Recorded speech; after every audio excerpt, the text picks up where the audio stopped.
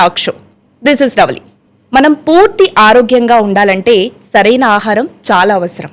అంతేకాదు సరైన నిద్ర కూడా అంతే అవసరం. అలాగే మన శరీరంలో ముఖ్య పాత్ర పోషించేటువంటి లంగ్స్ విషయంలో కూడా చాలా జాగ్రత్తలు తీసుకోవాలి. ఇక మారుతున్న వాతావరణంతో పాటు చాలా వైరస్లు, అలర్జీలు మనల్ని అటాక్ చేస్తూ ఉంటాయి. సో వీటికి మనం దూరంగా ఉండాలి, వీటిని తప్పించుకుంటూ ఉండాలి. మరి వీటన్నిటినీ కూడా ఎలా తప్పించుకోవాలి, ఎలా ఆరోగ్యవంతమైన లైఫ్ స్టైల్ని మనం మెయింటైన్ చేయాలి, ఇలాంటి విషయాలన్నిటికీ కూడా మనకు సమాధానం తెలియజేయడానికి మనతో పాటు ఉన్నారు Ravinder hospitals chairman, senior pulmonologist అయినటువంటి డాక్టర్ రవీందర్ గారు. వారితో మాట్లాడదాం, మరిన్ని విషయాలను తెలుసుకుందాం. నమస్తే సార్. నమస్తే సార్. అయితే ప్రజెంట్ మనం చూసుకుంటే చాలా రకాల హెల్త్ ఇష్యూస్ చూస్తున్నాం. అయితే ప్రజెంట్ ఉన్న లైఫ్ స్టైల్కి తగ్గట్టుగా మనం ఉండాలంటే మన ఫుడ్ హ్యాబిట్స్ ఖచ్చితంగా మారాలంటారా? ఎలాంటి మార్పులు ఉండాలి? అంటే మనకి కరెక్ట్గా బండగుర్తుగా చెప్పాలి అని అంటే ఆరోగ్యం గురించి తీసుకుంటే ఏదైనా మనకి చెప్తూనే ఉంటారు. అంటే నాలుగుకి నచ్చేది ఏదైనా కానీ మనకి ఆరోగ్యాన్ని అంతగా ఇవ్వకపోవచ్చు. రెండు, ఒకప్పుడు వాళ్ళు మనకు చెప్పండి, మన అమ్మమ్మలు, తాతయ్యలు వాళ్ళ కాలంలో వాళ్ళు ఎలా తినేవాళ్ళు, అలాంటి ఫుడ్ తింటే మనం ఆరోగ్యంగా ఉంటాం. అంటే ఫుడ్ని ప్రాసెస్ చేయకుండా, ప్రాసెసింగ్ చేస్తే ప్రిజర్వ్ ఎక్కువ చేసిన ఫుడ్స్ తింటే వీటి వలన వచ్చే నష్టాలు మనకి ఎక్కువగా ఉన్నాయి. అయితే ఫుడ్ని ప్రాసెస్ చేస్తే వాటి యొక్క ఫ్రీ రాడికల్ డ్యామేజ్, అంటే స్ట్రెస్ ఫ్యాక్టరు, ఇన్ఫ్లమేషన్ పెంచే తత్వము బాడీలో పెరుగుతుంది.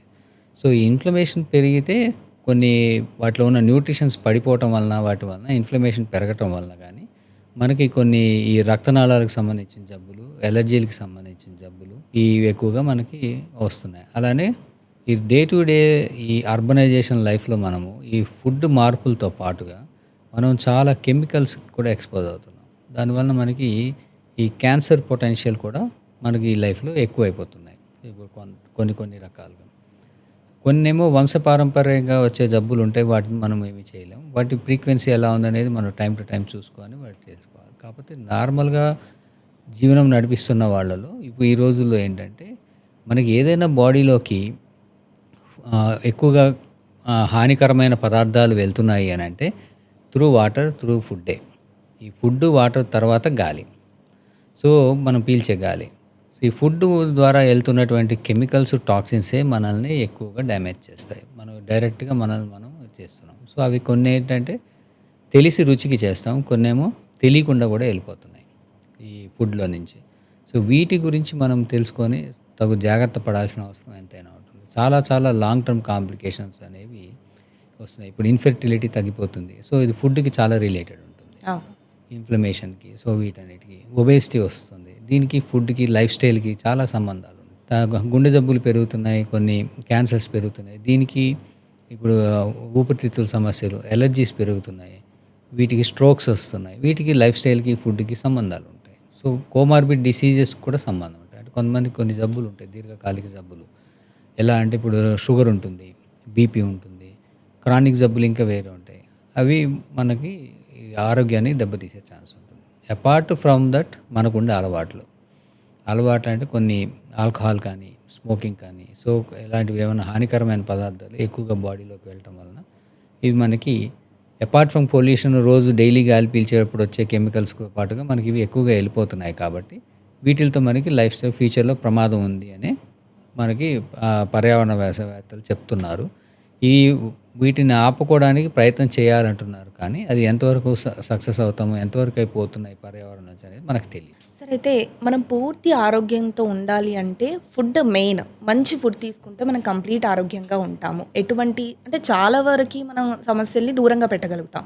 అయితే ప్రజెంట్ జనరేషన్లో మనం చూస్తే కనుక ఫుడ్ విషయంలో ఎలాంటి తప్పులు చేస్తున్నాం? ఫుడ్ విషయంలో ఎలాంటి తప్పులు అని అంటే సాధ్యమైనంత వరకు ఏంటంటే ఇప్పుడు ప్రిజర్వ్ ఎక్కువ చేస్తున్న ఫుడ్ ఎక్కువ ఉంటుంది. ఫర్ ఎగ్జాంపుల్ చూసామంటే ఇప్పుడు ప్యాకేజ్డ్ ఫుడ్ మెటీరియల్స్ చాలామంది ఆన్ ట్రావెల్ ప్యాకేజ్ అని తీసుకుంటే ఆన్ ది గో ప్యాకేజ్ అలాగా టిండ్ అని తీసుకొని వెళ్ళిపోతారు. సో అవి ఏంటంటే కొన్ని ప్యాకేజ్డ్ అనేది ఉంది అంటే ఫుడ్ మెటీరియల్లో దాంట్లో కలరింగ్ ఏజెంట్స్ ఉంటాయి. ఈ 150, 110 అట్లా మీకు చూస్తే జాగ్రత్తగా వాటిలో కలరింగ్ ఏజెంట్స్ ఉంటాయి. Colouring agents nothing but chemicals. Preservatives ఉంటాయి. అది కూడా ఈ కోడ్ మీద ఉంటాయి. యూరోపియన్ కోడ్స్ అవన్నీ ఫుడ్ కోడ్స్. అలానే ప్రిజర్వేటివ్స్తో పాటుగా కొన్ని ఫుడ్ ఎడిటివ్స్ అంటారు. ఫుడ్ ఎడిటివ్స్ ఇవన్నీ పర్మిటెడ్ అని మాత్రం వర్డ్ వాడి ఇస్తారు. ఈ పర్మిటెడ్ అని వర్డ్ వాడి వాటిని వాడుతున్నందుకు వాటి మీద లాంగ్ టర్మ్ ఎఫెక్ట్స్ అనేది మనకి ఆ, పూర్తిగా ఎవరికి అవగాహన లేదు. అసలు ఏమవుతుందనేది దాని మీద స్టడీస్ కూడా పెద్దగా లేవు. రెండు, ఫుడ్ని ఇప్పుడు అందరూ ఏమైందంటే లాంగ్ టర్మ్గా ఎట్లా ప్రిపేర్ చేసుకొని అంటే ఒకసారి వండుకొని ఎక్కువసార్లు తింటాం లేదా ప్రాసెస్ చేయడం అనేది ఎక్కువైపోయింది. ఈ ప్రాసెస్ అనేది ఏమవుతుందంటే దానిలో ఉన్న చాలా ఉపయోగకరమైన పదార్థాలు వెళ్ళిపోతాయి. ఇవి గోధుమలు ఉన్నాయి. గోధుమలని గోధుమ పిండిలాగా కాదు, గోధుమలుగా తింటే అది కానీ వాటిని మనం ఏం చేస్తాం, పౌడర్ చేస్తాం. పౌడర్ చేసినాక దాన్ని మళ్ళీ మైదాగా మారుస్తాం. మైదాలో చాలా outer layers of kernels, so ఈ స్ప్రౌట్ అన్ని తీసేస్తారు. అందులో సీడ్లోంచి చాలా మెటీరియల్స్ తీసేసినాక వచ్చే వెరీ రిఫైన్డ్ ప్రోడక్ట్ అవ్వడం వలన దాంట్లో న్యూట్రియంట్స్ తగ్గిపోతాయి కానీ ఎనర్జీ వాల్యూ పెరిగిపోతుంది. సో ఈ ఎనర్జీ వాల్యూ పెరిగిన మైదాన్ని మళ్ళీ మనం ఏం చేస్తాము, దాన్ని బేక్ చేస్తాం. ఒకసారి బేక్ మళ్ళీ ఫ్రై చేస్తారు, దాన్ని మళ్ళీ స్టోర్ చేస్తారు. సో ఒక 4-5 టైమ్స్ ప్రాసెస్ అయినాక వాటికి ప్రిజర్వ్స్ యాడ్ అయ్యి తీసుకుంటాం. అలానే కన్జంప్షన్ ఆఫ్ ఆయిల్స్ మనకి ఇప్పుడు ఈ లైఫ్ స్టైల్ ఇప్పుడు ఏంటంటే ఎలాంటిది తీసుకుంటాం, ఎక్కువగా అవే తీసుకుంటున్నాం. ఒకప్పుడు ఉడకపెట్టినవి ఎక్కువ తీసుకుంటే ఇప్పుడు ఫ్రైడ్ ఎక్కువ తీసుకుంటున్నారు. ఫ్రైడ్ తీసుకోవటం వలన ట్రాన్స్ ఫ్యాట్స్ అనేవి బాడీలోకి వెళ్ళిపోతున్నాయి. ట్రాన్స్ ఫ్యాట్స్ అంటే అంటే హానికరమైనటువంటి కొవ్వులు. ఈ ట్రాన్స్ ఫ్యాట్స్ అంటే ఎనీ వెజిటబుల్ ఆయిల్ని మనము బాగా హీట్ చేస్తే హైడ్రోజనేట్ అయిపోయి ట్రాన్స్ ఫ్యాట్స్ కింద మారుతాయి. ఈ ట్రాన్స్ ఫ్యాట్స్ కింద మారింది బాడీలోకి వెళ్ళింది అంటే డైరెక్ట్గా కొలెస్ట్రాల్ కింద డిపాజిట్ అవుతుంది. కొలెస్ట్రాల్ డిపాజిట్ అయితే దాని గురించి మనకి అందరికీ తెలుసు, ప్రతి ఒక్కరికి. సో అందరూ ఏం చేస్తామంటే ఈ డీప్ ఫ్రైస్ ఆయిల్ అయితే హీట్ చేసి చేస్తాం. సో దానివలన ఈ ఎక్కువగా మనము ఇన్ఫ్లమేషన్ని, ఈ బ్లడ్ వెజల్ డ్యామేజ్ని తర్వాత ఇలాంటివి తెచ్చుకుంటున్నాం. అలానే మనకి తెలియకుండా ఫుడ్లో ఇప్పుడు చాలా రకాలైనటువంటి ఫుడ్ టాక్సిన్స్ వెళ్ళిపోతున్నాయి. ఫుడ్ టాక్సిన్స్ అంటే ఈ పెస్టిసైడ్స్, తర్వాత కెమికల్స్, హార్మోన్స్ ఇవి వెళ్ళిపోతున్నాయి. సో ఈ పెస్టిసైడ్స్ అనేది ఒక 100 ఏళ్ల క్రితం తీసుకుంటే ఇప్పటికి ప్రతి ఒక్కరు పెస్టిసైడ్ అనేది వాడకుండా పంట అనేది లేదు. ఈ పెస్టిసైడ్ మాయిటీస్ తీసుకుంటే సాయిల్లో నుంచి, మొక్కల్లో నుంచి, ఫుడ్ మెటీరియల్స్లోకి, అందులో నుంచి వాటర్లోకి ఇట్లా వెళ్ళిపోతుంది. అంటే పొలాల్లో పురుగు మందు కొట్టారు, ఆ పురుగు మందుకి నీళ్లు పట్టారు, ఆ నీళ్ళలో కరిగినది మళ్ళీ అలా చెరువుల్లోకి వెళ్తుంది, కాలువల నుంచి, చెరువుల్లోంచి అట్లా సముద్రాలకు కూడా చేరిపోతుంది. సో ఈ పురుగు మందులు అనేది ఈ ఫుడ్ మెటీరియల్ ప్లాంట్లోకి, ఫర్ ఎగ్జాంపుల్ మనం ఏదైనా టాక్సిన్ తిన్నాం, ఫర్ ఎగ్జాంపుల్ ఒక ఫుడ్ మెటీరియల్ మన టాక్సిన్, అందులో 2 రకాలు ఉంటాయి టాక్సిన్స్. ఈ టాక్సిన్స్ కొన్ని ఎలిమినేట్ అయిపోతాయి, కొన్ని ఎలిమినేట్ అవ్వవు. సో కొన్ని డెడ్ ఎండ్. ఇప్పుడు ఫర్ ఎగ్జాంపుల్ DDT ఉంది. DDT లాంటిది బాడీలోకి వెళ్తే అది అట్లా మధ్యలోకి వెళ్ళి ఫిక్స్ అయిపోతుంది, అది కొంచెం కూడా బాడీలోంచి బయటకు వెళ్ళదు, డెడ్ ఎండ్. అదే కొన్ని పాయిజన్స్ మనకి కిడ్నీ, లివర్, మన ఊపిరితిత్తులు, కొన్ని రకాల వాటిని బాడీలోంచి తీసేస్తూ ఉంటాయి. ఈ తీసేసే గుణం అనేది మొక్కలకి ఉండదు. సో మనకి ఎప్పుడైనా ఫుడ్ పాయిజనింగ్, ఈ పెస్టిసైడ్స్ బాడీ ప్లాంట్లోకి వెళ్తాయంటే ఈ సాయిల్లో ఉన్నది వాని మీద స్ప్రే చేసింది, వాటర్లో ఉన్నవి మొక్కలు తీసుకొని మన ఫుడ్లో పెట్టేస్తాయి. సో కాన్సన్ట్రేషన్ అనేది అవుతుంది. ఈ కాన్సన్ట్రేషన్ అనేది ఎక్కువ అవటం అనేది మనం ఆల్రెడీ చాలాసార్లు చూసుకున్నాం. ఇప్పుడు సాయిల్లో ఆర్సెనిక్ అనే హెవీ మెటల్ ఉంటుంది. ఈ ఆర్సెనిక్ అనే హెవీ మెటల్ ఈ వాటర్ ద్వారా కానీ సాయిల్ ద్వారా కానీ మనం వేసిన వరి పంట తీసుకొని మన బియ్యం గింజలో కాన్సన్ట్రేషన్ పెంచుతుంది. సో ఆర్సెనిక్ పాయిజనింగ్ అనేది ఇప్పుడు కామన్గా ఎక్కువ మన ఇండియన్ సాయిల్ మీద ఎక్కువ ఉంది. సో గవర్నమెంట్ WHO వాళ్ళు ఇన్ని పార్ట్స్ దాటితే, అంటే 100 దాటితే అది టాక్సిక్ అంటాం, కానీ అవన్నీ ఎక్కువ దాటిపోయినాయి. ఇన్ని 100 గ్రామ్స్లో ఇంత దాటద్దు అంటే ppms. ఈ కాన్సన్ట్రేషన్ దాటి ఎందుకు వెళ్తున్నాయంటే ఈ సాయిల్లో అలాంటివి ఎక్కువైపోయినాయి. సో ఈ పెస్టిసైడ్స్ కానీ, హెవీ మెటల్స్ కానీ, ఇవి అదర్ కెమికల్స్ కానీ, పొల్యూషన్ అనేది ఎక్కువైపోవటం వలన మైక్రో ప్లాస్టిక్స్ ఇంకొకటి మెయిన్. సో ప్లాస్టిక్ అనేది చాలా ఎక్కువ ఉపయోగం వాడుతూ ఉండటం వలన అవి వేర్ అండ్ టేర్లో ఈ ప్లాస్టిక్ మెటీరియల్ బాటిల్స్ నుంచి కానీ, యుటెన్సిల్స్ నుంచి కానీ, కవర్స్ నుంచి కానీ చిన్న చిన్న కంటికి కనబడిన పార్టికల్స్ రిలీజ్ అవుతూ ఉంటాయి ఎన్విరాన్మెంట్లోకి. ఇవి వాటర్లో కలిసి, ఫుడ్లో కలిసి మన బాడీలోకి వెళ్ళిపోతాయి. కానీ మన బాడీ అవి వాటిని రిమూవ్ చేసే కెపాసిటీ లేదు. ఈ మైక్రో ప్లాస్టిక్స్ వెళ్ళి మన మైక్రో సర్క్యులేషన్ కానీ లివర్ని కానీ డ్యామేజ్ చేస్తాయి. సో ఇట్లాగా అంతేకాకుండా అవి క్యాన్సర్ పొటెన్షియల్ కూడా కలిగి ఉంటాయి మైక్రో ప్లాస్టిక్స్. సో మనకి తెలియకుండా మనం వాడే చాలా రకాల కెమికల్స్ మన నోట్లో నుంచి బాడీలోకి వెళ్ళిపోతాయి. కానీ అవి ఇమీడియట్గా ఎఫెక్ట్ చూపించట్లేదు కాబట్టి మనం వాటిని పట్టించుకోం. ఇప్పుడు మన చేతులకు చాలా కెమికల్స్ అంటుకుంటాయి, తినేస్తాం. పెయింట్ అంటుకుంటుంది, కొంచెం కడిగేస్తాం, కొంచెం పెయింట్ ఉండగానే చేతులతో తినేస్తాం. ఆ పెయింట్ ఎంతో కొంత మన బాడీలోకి వెళ్తుంది. పెట్రోలియం ప్రోడక్ట్స్ వెళ్తాయి, మెకానిజం చేసి కారు గ్రీజ్ అంటుకోండి, చేయి కడిగినా ఎంతో కొంత నల్లగా ఉంటుంది కొంతమందికి, బాగా రెగ్యులర్ ఆ మెటీరియల్ ఎంతో కొంత ఫుడ్తో పాటు మళ్ళీ వెళ్ళిపోతుంది. మనం చాలా కాస్మెటిక్స్ వాడతాం, చేతుల మీద ఉంటాయి, అలానే తింటాం, అవి వెళ్ళిపోతాయి. సో ఇలాగా రకరకాల కెమికల్స్ మనము బాడీలో ఆహారంలో మనకి ఒక 100 ఏళ్ల క్రితంతో పోలిస్తే ఎక్స్పోజర్ అనేది మనకి చాలా ఎక్కువైపోయింది. సో ఆహార పదార్థాల్లో ఉన్నటువంటి పాయిజనింగ్ అనేది నోటి ద్వారా మనకి వెళ్ళేవి ఎక్కువైపోయాయి. వీటి ఎఫెక్ట్స్ ఎలా ఉన్నాయి అంటే, ఇప్పుడు సాధారణంగా చాలామందికి న్యూట్రిషన్స్ వల్ల ఏమీ రాకపోవడం, తగ్గిపోవడం. ఎందుకంటే దానికి వేరే కారణాలు కూడా ఉన్నాయి. ఒకటి, మన బాడీ ఎసిమిలేషన్ చేసుకోవడం తగ్గిపోయింది. కొన్ని రకాల ఎసిమిలేషన్స్ ఈ టైంతో ఈ చేంజెస్ వలన తగ్గిపోయాయి. ఎలా అంటే వైటమిన్ డి అనేది మన ఎండలో నిలబడ్డ మన శరీరంలో ఫామ్ అవుతున్నది క్వాంటిటీ తక్కువైపోయింది. దానివల్ల ఇండియన్స్ తీసుకుంటే రియల్లీ 52 నుంచి 90% వరకు వాళ్ళు అందరూ వైటమిన్ డి డెఫిషియన్సీ అయిపోతున్నారు. సో దానివల్ల ఎర్గోస్టిరాల్ అనే కెమికల్ మన బాడీలో వెళ్ళకపోవటం వల్ల కానీ, లేకపోతే అది సూర్యకాంతితో చర్యనొంది తీసుకోకపోవటం వల్ల కానీ, మనము ఎండలో ఎక్కువగా తిరగలేకపోవటం వల్ల కానీ, లేదా మనం అంతా బాడీ అంతా కప్పేసుకోకపోవటం, ఈ సన్ స్క్రీన్స్ రాసేసుకోవటం. సో డిఫరెంట్ లైఫ్ స్టైల్స్ వలన మనకి కొన్ని ఫామ్ అవ్వట్లేదు. అలానే ఒకప్పుడు మనం తినే ఆయిల్స్లో ఈ పాలీ అన్సాచురేటెడ్ ఫ్యాటీ యాసిడ్స్ ఎక్కువ ఉన్నవి. వాటి నుంచి మోనో అన్సాచురేటెడ్ ఫ్యాటీ యాసిడ్స్ని మన బాడీ తయారు చేసుకునేది. ఒక 20 years నుంచి సైంటిస్టులు కనుక్కుంది ఏంటంటే, మన బాడీలో ఈ కన్వర్షన్ అనేది ఆగిపోయింది. ఒకప్పుడు omega-6 మనం తీసుకుంటే బాడీలో ఈ omega-6 omega-3గా బాడీ కన్వర్ట్ చేసుకునే కెపాసిటీ ఉండేది. దిస్ కెపాసిటీ అనేది ఇప్పుడు లేదు. సో దీనివలన మనం ఏం చేస్తున్నాం అంటే, పుఫా బాగుంటుందని చెప్పి తినేస్తున్నాం oils. Sunflower oil, safflower oil, canola oil, వీటన్నిటిలో సన్ఫ్లవర్ ఆయిల్ ఉంటుంది. వీటిలో omega-6 ఆయిల్స్ ఉంటాయి, ఫ్యాటీ యాసిడ్స్. ఈ omega-6 బాడీలోకి వెళ్తుంది, కానీ ఈ omega-6 అనేది omega-3లో బాడీ కన్వర్ట్ చేసుకోలేకపోతుంది. So there are some changes ఎవల్యూషన్లో. ఈ omega-3 లేకపోవడం వలన మనకి ఇన్ఫ్లమేషను, ఎలర్జీస్ ఎక్కువైపోతున్నాయి ఈ ఆయిల్స్ వల్ల. సో సైమల్టేనియస్గా ఏం చేయాల్సి వస్తుంది, omega-3ని డైరెక్ట్గా మనం తీసుకోవాల్సి వస్తుంది. So mono unsaturated fatty acids మనం డైట్లో తీసుకోవాల్సిన అవసరం ఏర్పడింది. సో ఈ బ్యాలెన్స్డ్ డైట్ తీసుకోవడం అనేది ఎట్లా తీసుకోవాలి, బాడీకి ఏం అవసరం అనేది చాలా వరకు అవగాహన అనేది పెద్దగా ఎవరికి ఉండట్లేదు. సో కొంతమంది ఇది మంచిది అనగానే అది అంటే రేట్ ఎక్కువ ఉంటే, కాస్ట్ బాగుంటే ఫార్ములా వాళ్ళు అన్నీ చేస్తారని అవి తీసేసుకుంటున్నారు తప్పితే, సో దీనికి సంబంధించినవి మనకు సింపుల్గా దొరికే ఫుడ్లోనే ఉంటాయి, వాటిని చేయాలని తెలియదు. ఇంకోటి ఏంటంటే, ఈ డైట్లో అపార్ట్ ఫ్రమ్ టాక్సిన్స్ వాటితో కాకుండా డెఫిషియన్సీస్ అనేది ఎక్కువైపోయినాయి.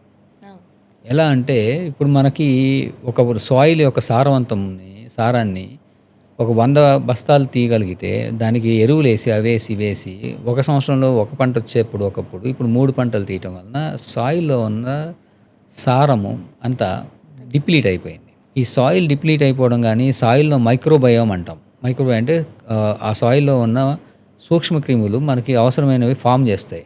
ఈ నైట్రోజన్ ఫిక్సింగ్ చేయటం కానీ, ఇన్ఫెక్షన్ రాకుండా ఉండటం కానీ, మినరల్స్ పెంచడం కానీ, ఇవన్నీ అక్కడక్కడే ఆగిపోయినాయి. దానివల్ల ఇప్పుడు మీరు చూసుకుంటే ఇండియన్ సాయిల్లో యాజ్ ఎ హోల్ జింక్ అనేది సాయిల్లో లేదు.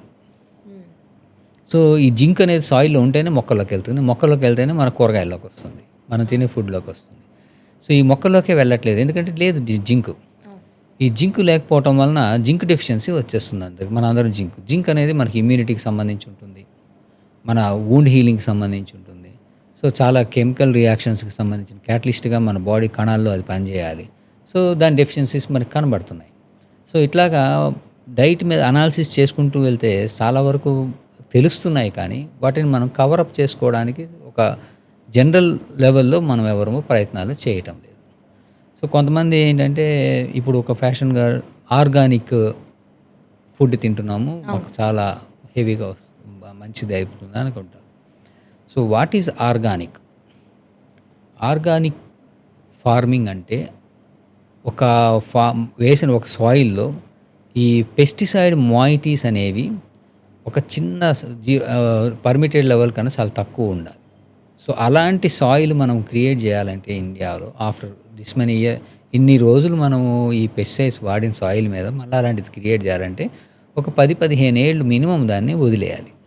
అన్ని రోజులు పంటలు లేకుండా వదిలేస్తే మనకు అది లేదు. అలా అప్పుడప్పుడు మన ఆర్గానిక్ ప్రొడక్షన్ ఎట్లా వస్తుంది అనేది తెలియదు.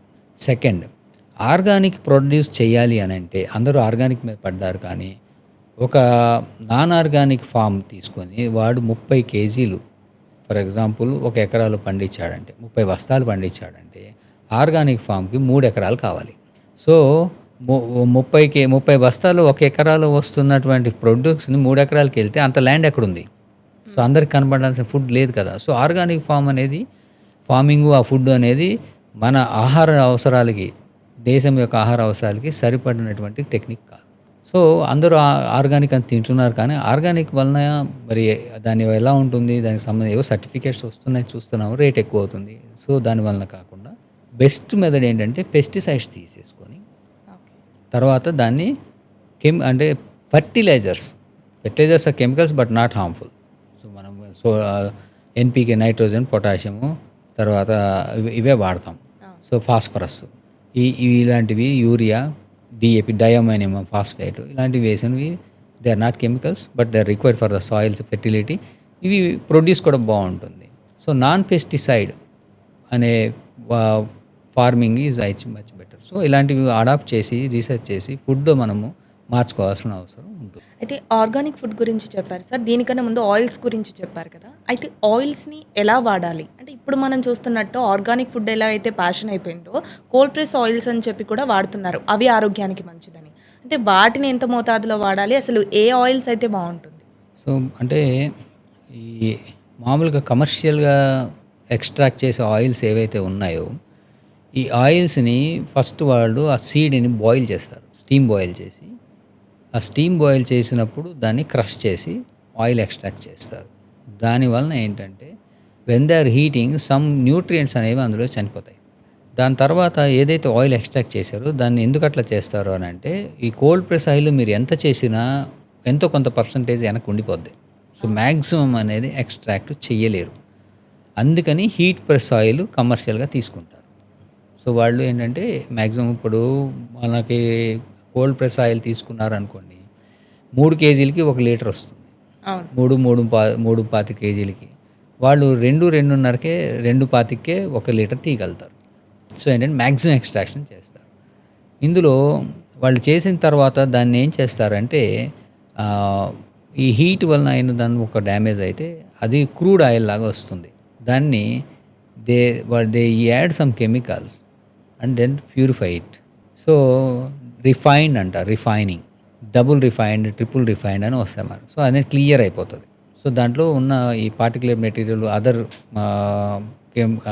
యాడిటివ్స్ అన్నీ పోతాయి అందులోంచి. సో ఇన్ దిస్ ప్రాసెస్లో ప్రాబ్లం అవుతుంది ఆ కెమికల్ అని చెప్పి దాన్ని వద్దనండి కోల్డ్ ప్రెస్ ఆయిల్కి వెళ్తుంది. ఒకప్పటి నుంచి మనం అందరం కోల్డ్ ప్రెస్ ఆయిలే వాడేవాళ్ళం. అయితే ఇందులో ఇంకోటి ఏంటంటే కొన్ని కమర్షియల్గా అవైలబుల్లో గవర్నమెంట్ వాళ్ళు అంటే ఈ న్యూట్రిషనల్ వాళ్ళు ఏం చేస్తారంటే ఫోర్టిఫై చేస్తారు. ఫోర్టిఫై అంటే కొన్ని డెఫిషియన్సీ ఉన్న వాటికి వైటమిన్ ఈ కానీ, తర్వాత ఏ కానీ, డి కానీ యాడ్ చేస్తారు. దానికి ఫోర్టిఫికేషన్ అంటారు. ఇప్పుడు మనకి ఉప్పుకి ఐడిన్ కలిపినట్టుగా ఐడైజర్ సాల్ట్ లాగా. సో ఈ ఫోర్టిఫైడ్ ఆయిల్స్ రిలీజ్ చేస్తారు. అంటే కమ్యూనిటీలో అందరికీ హెల్త్ ఉండాలి. సో మనకేంటంటే ఆ ఆయిల్స్ రిఫైన్డ్ ఆయిల్ కాకుండా cold press oil anything it is individual choice. So cold press oil ఏంటంటే టేస్ట్ బాగుంటుందని అంటారు. సో అలా మనం అలవాటు పడ్డాము.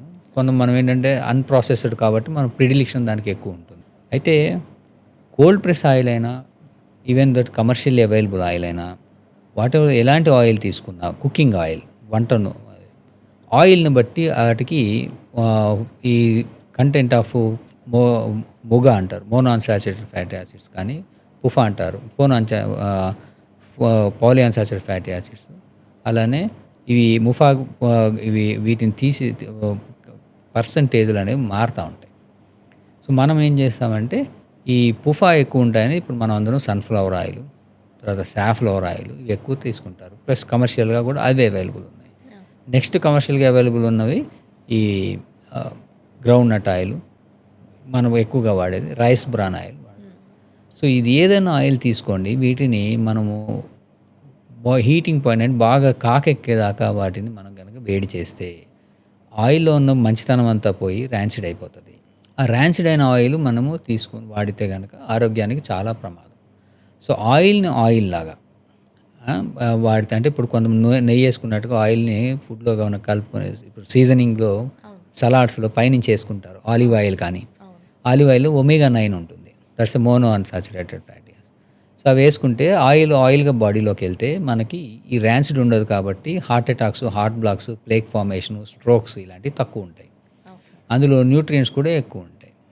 సో ఆయిల్ బాగా హీట్ చేసి డీప్ ఫ్రై చేసుకున్నవైతే ప్రాబ్లం వస్తుంది. ఎలాగా హెల్త్ వైజ్ ఈ ర్యాన్సిడ్ ఆయిల్ వెళ్ళిపోతుంది. సెకండ్, ఈ ఆయిల్ అనేది హీట్ అయినప్పుడు మనకు అందులో ఫుడ్ మెటీరియల్ ఏవైతే చేస్తామో అవి ఫ్రై అయినప్పుడు చారింగ్ అవుతాయి, కొంత మాడిపోతాయి, బ్రౌన్ కలర్, బ్లాక్ కలర్ అవుతాయి.